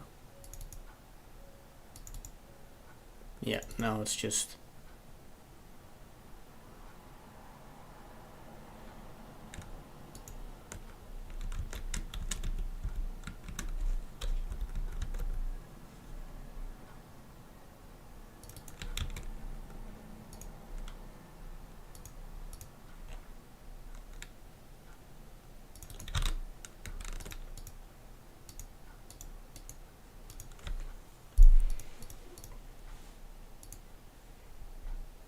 almost there.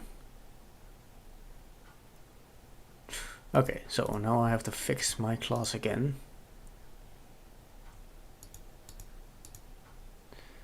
I think I'm gonna just Ctrl C all this here.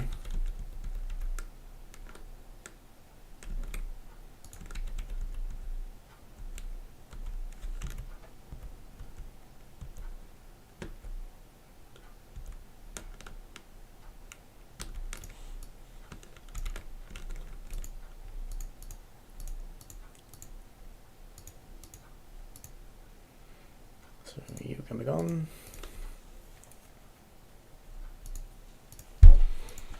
So now I do have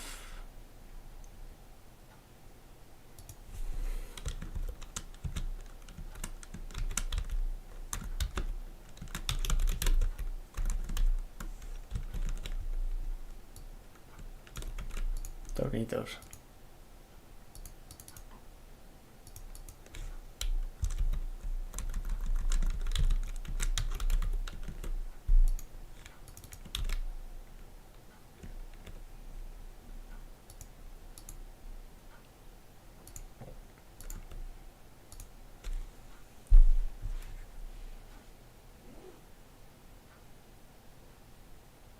Ooh, almost. Almost.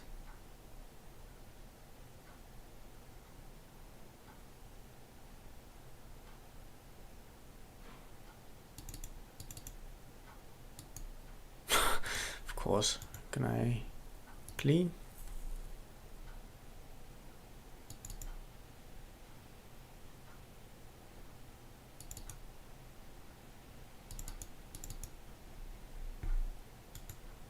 Rebuild.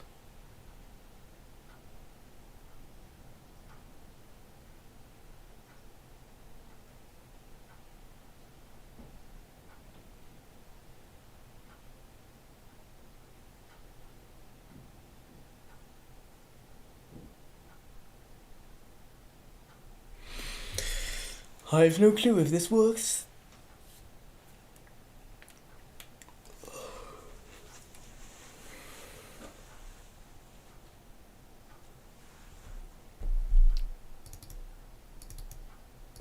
That's better.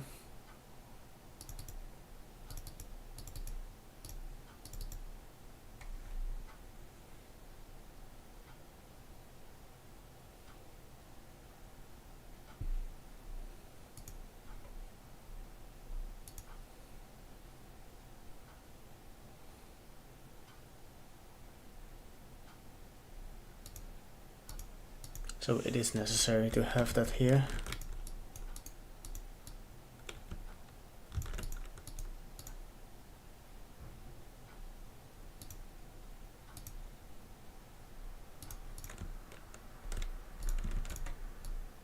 Or not, because it's still here and I don't want it here.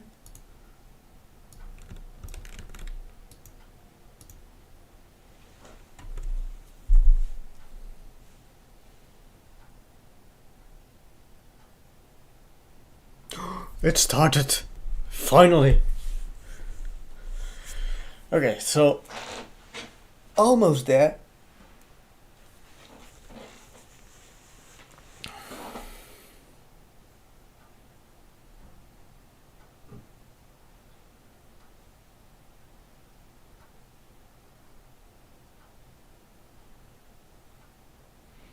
The fun thing is about this state machine that I built here. Technically I should more or less copy that code over to a microcontroller and do some magic timing stuff for it, but it should be able to push out data, DMX data like that. And that's the whole idea behind this actually, so that I later on in a far away future, if I get a DMX stuff working on the background, not even entirely sure how I'm going to fix all the issues in the game engine itself, but if I get it to work there, then I should technically be able to just either plug and play a controller in that is reversing, sends back the DMX signals to the computer and reproduce it and simulate it in the background, or vice versa, do it in real time with real lighting setups, being the controller, letting the PC control it. Not sure why this popped up, but it's here. I'm back to my old scene, that's fine. So I do have an actor right here, so if I get that in here, skeletal mesh,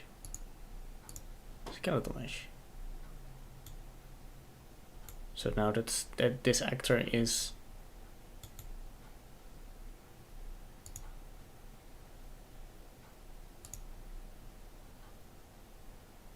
component. I could add a light there, but don't really want to. Okay, that's cool. So now I want to start rotating the. Oh, it would be great if I could just do the base part, but we'll see. So the best thing now is that I can build. My code is technically valid. It still has a. Oh no, yeah, it's just search mess. I thought it said arrows there, but that's fine. Get out.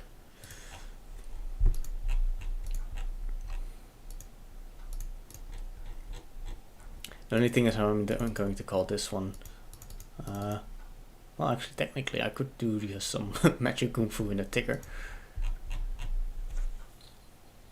Well, that should be fun. Could try it. Anyhow, this one. So we have the rough skeleton. Let's stop you for a second.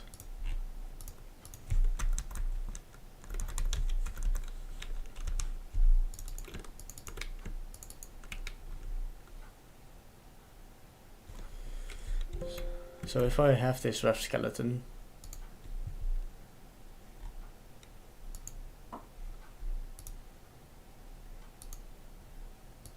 that's not what I want.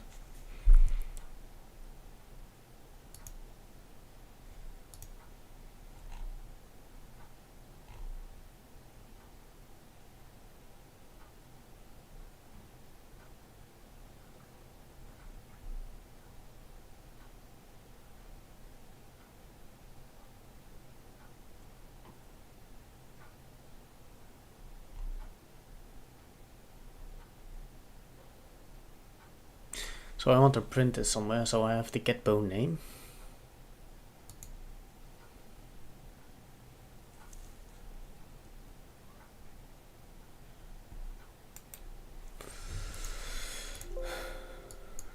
Whatever. F name, bone name is current skeleton get.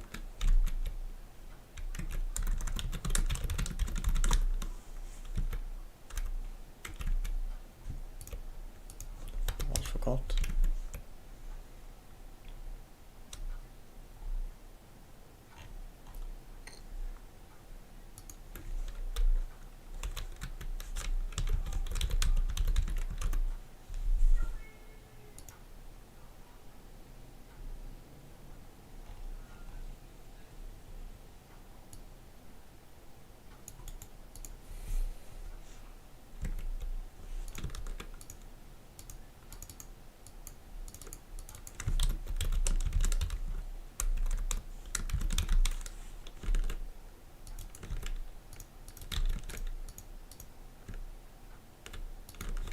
The UA log, what do I have to include for that?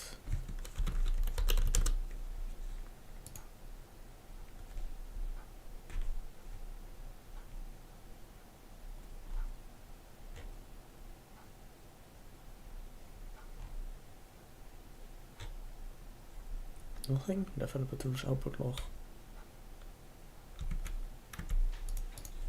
So technically if I build this, nope, it's not happy.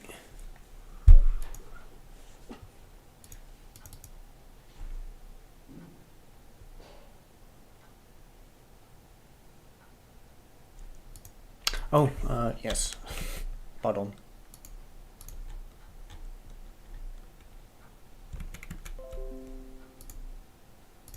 Should have just give myself the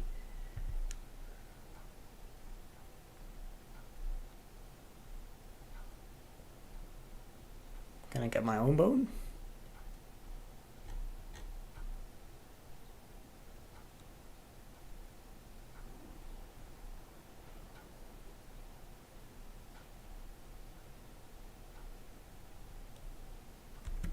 So I hope it's just single number, because apparently that's it's requesting an index. So if I say 0, 0 seems like a viable index.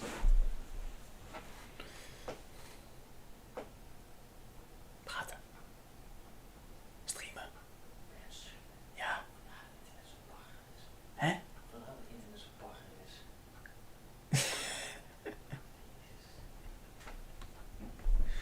Oh, well, my sister's boyfriend here just decided that our internet is shit because I'm streaming.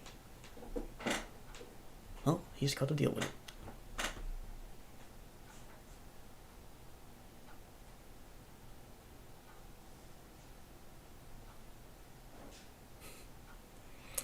This spot takes... Ooh.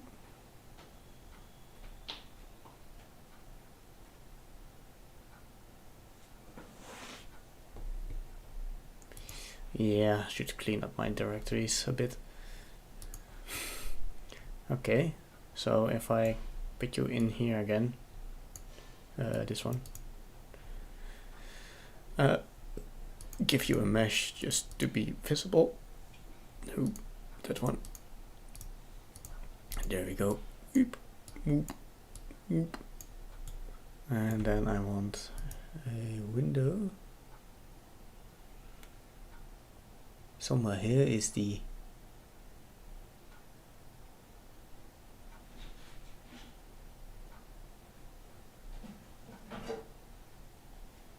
where would that be?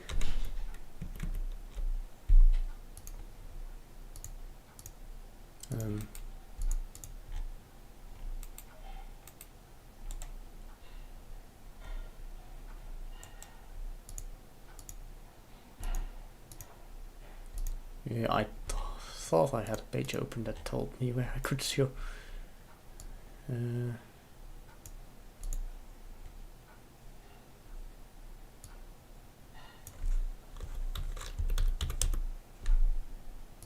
That one. Window developer tools.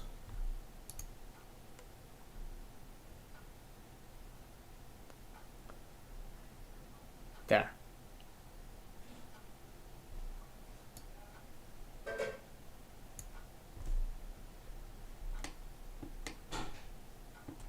So if I hit play, there we go. We have the base. Stop. Okay, so if I go one deeper,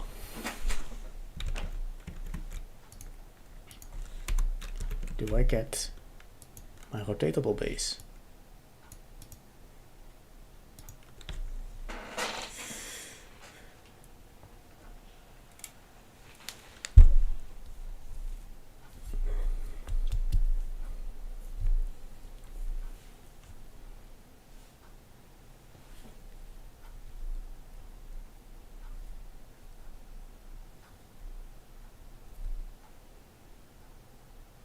And then we wait.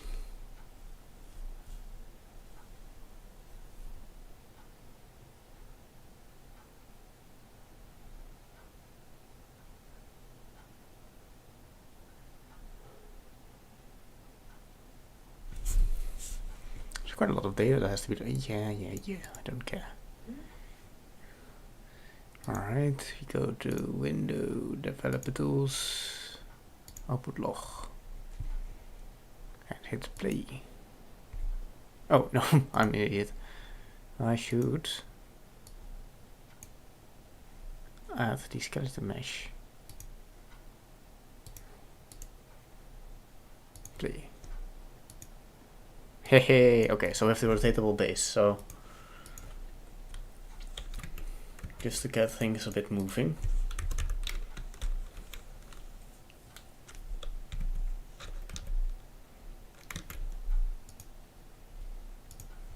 So what I want now is to get the bone actually.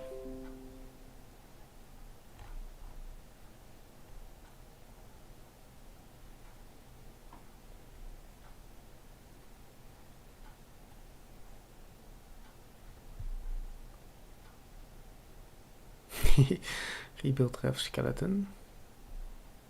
Not a clue.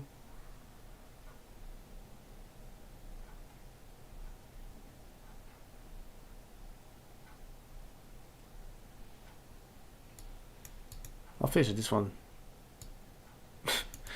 Is actually what you need to get the bone correctly, but that doesn't really matter to me. What I now want is be able to do something with that bone.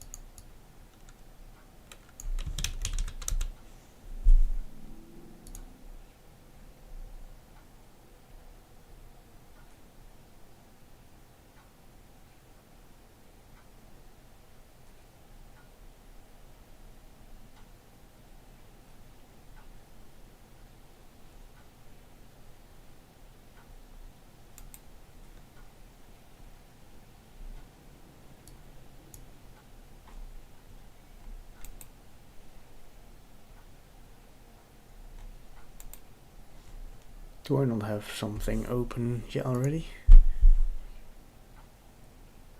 Let's actually close stuff.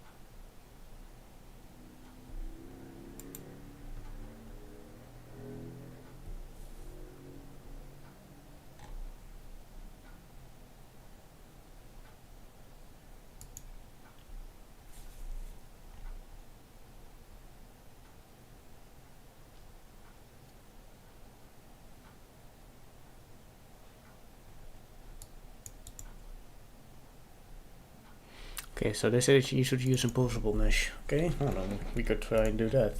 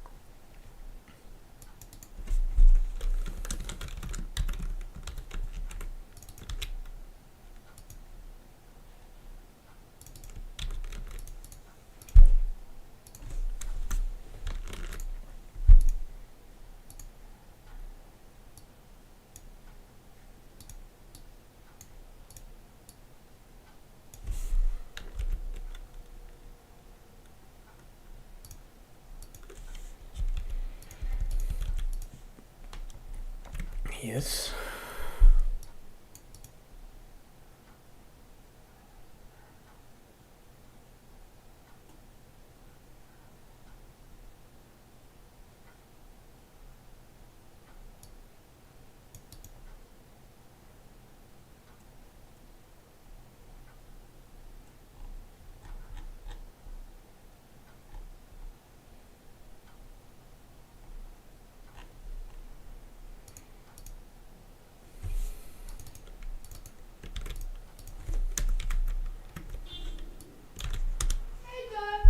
Come on! In a minute or so.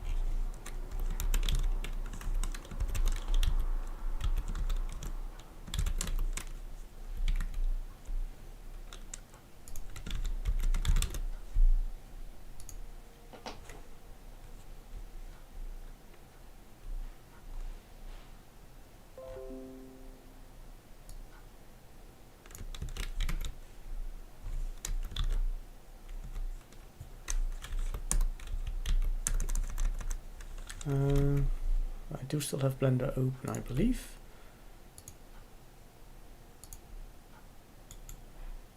Rename, rename, rename. Rotatable lamp. And do I need to give it something else? Nope.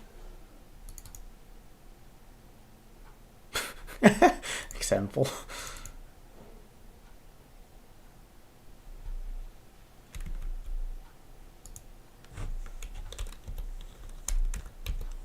Okay, and then the rotator class.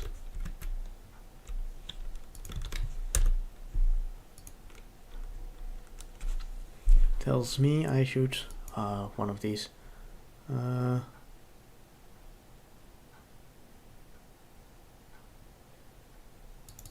Set X as the yaw.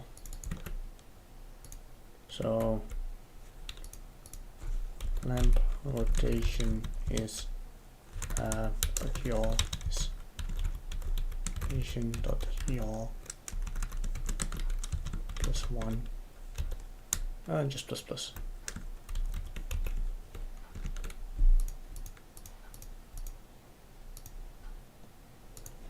Not sure if that's going to work, but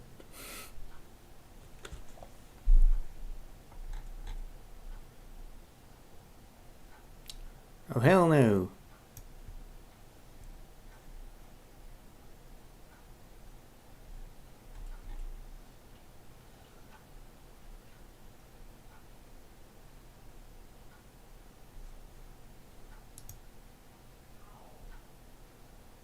Oh, it should be in components, so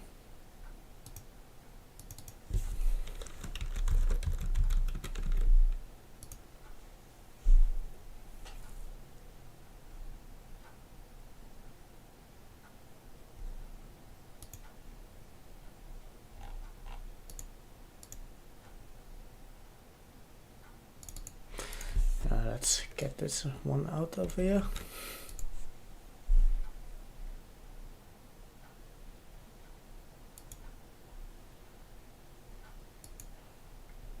Why do I even need this?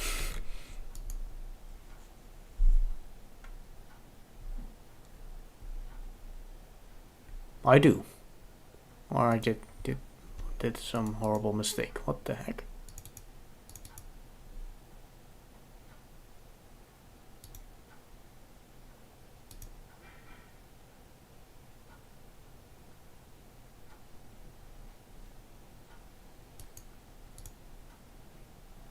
What the heck did I do here?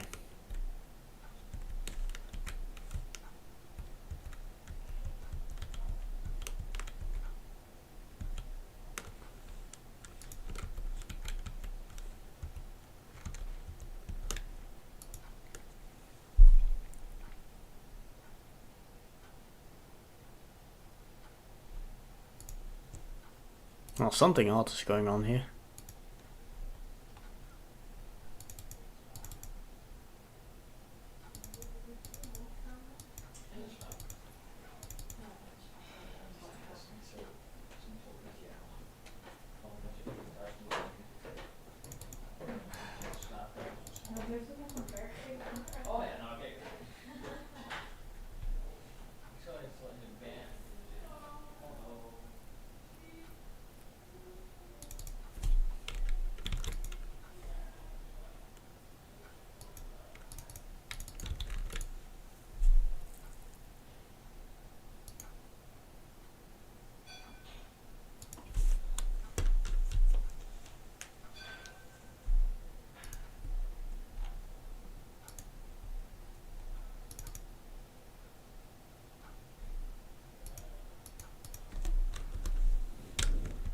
I'm generally confused about what is happening here.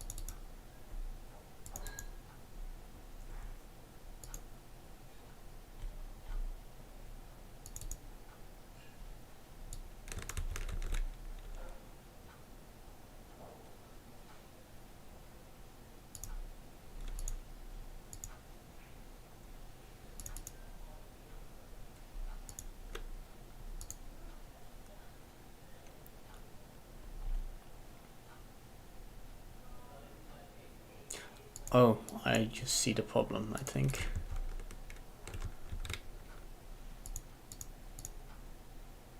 This one opens, opens, opens, closes, closes. I'm missing a... There's a very roundabout way to warn me that I'm missing a closing parenthesis, or whatever it's called, not parenthesis. Or that's not it. No.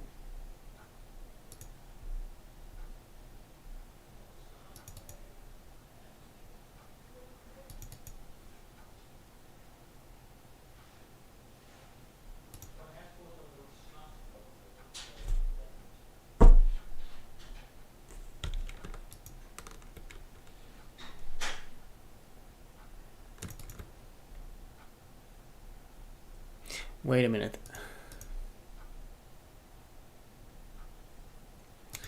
Might be the same thing that those people were talking about in that thread that the actor here has.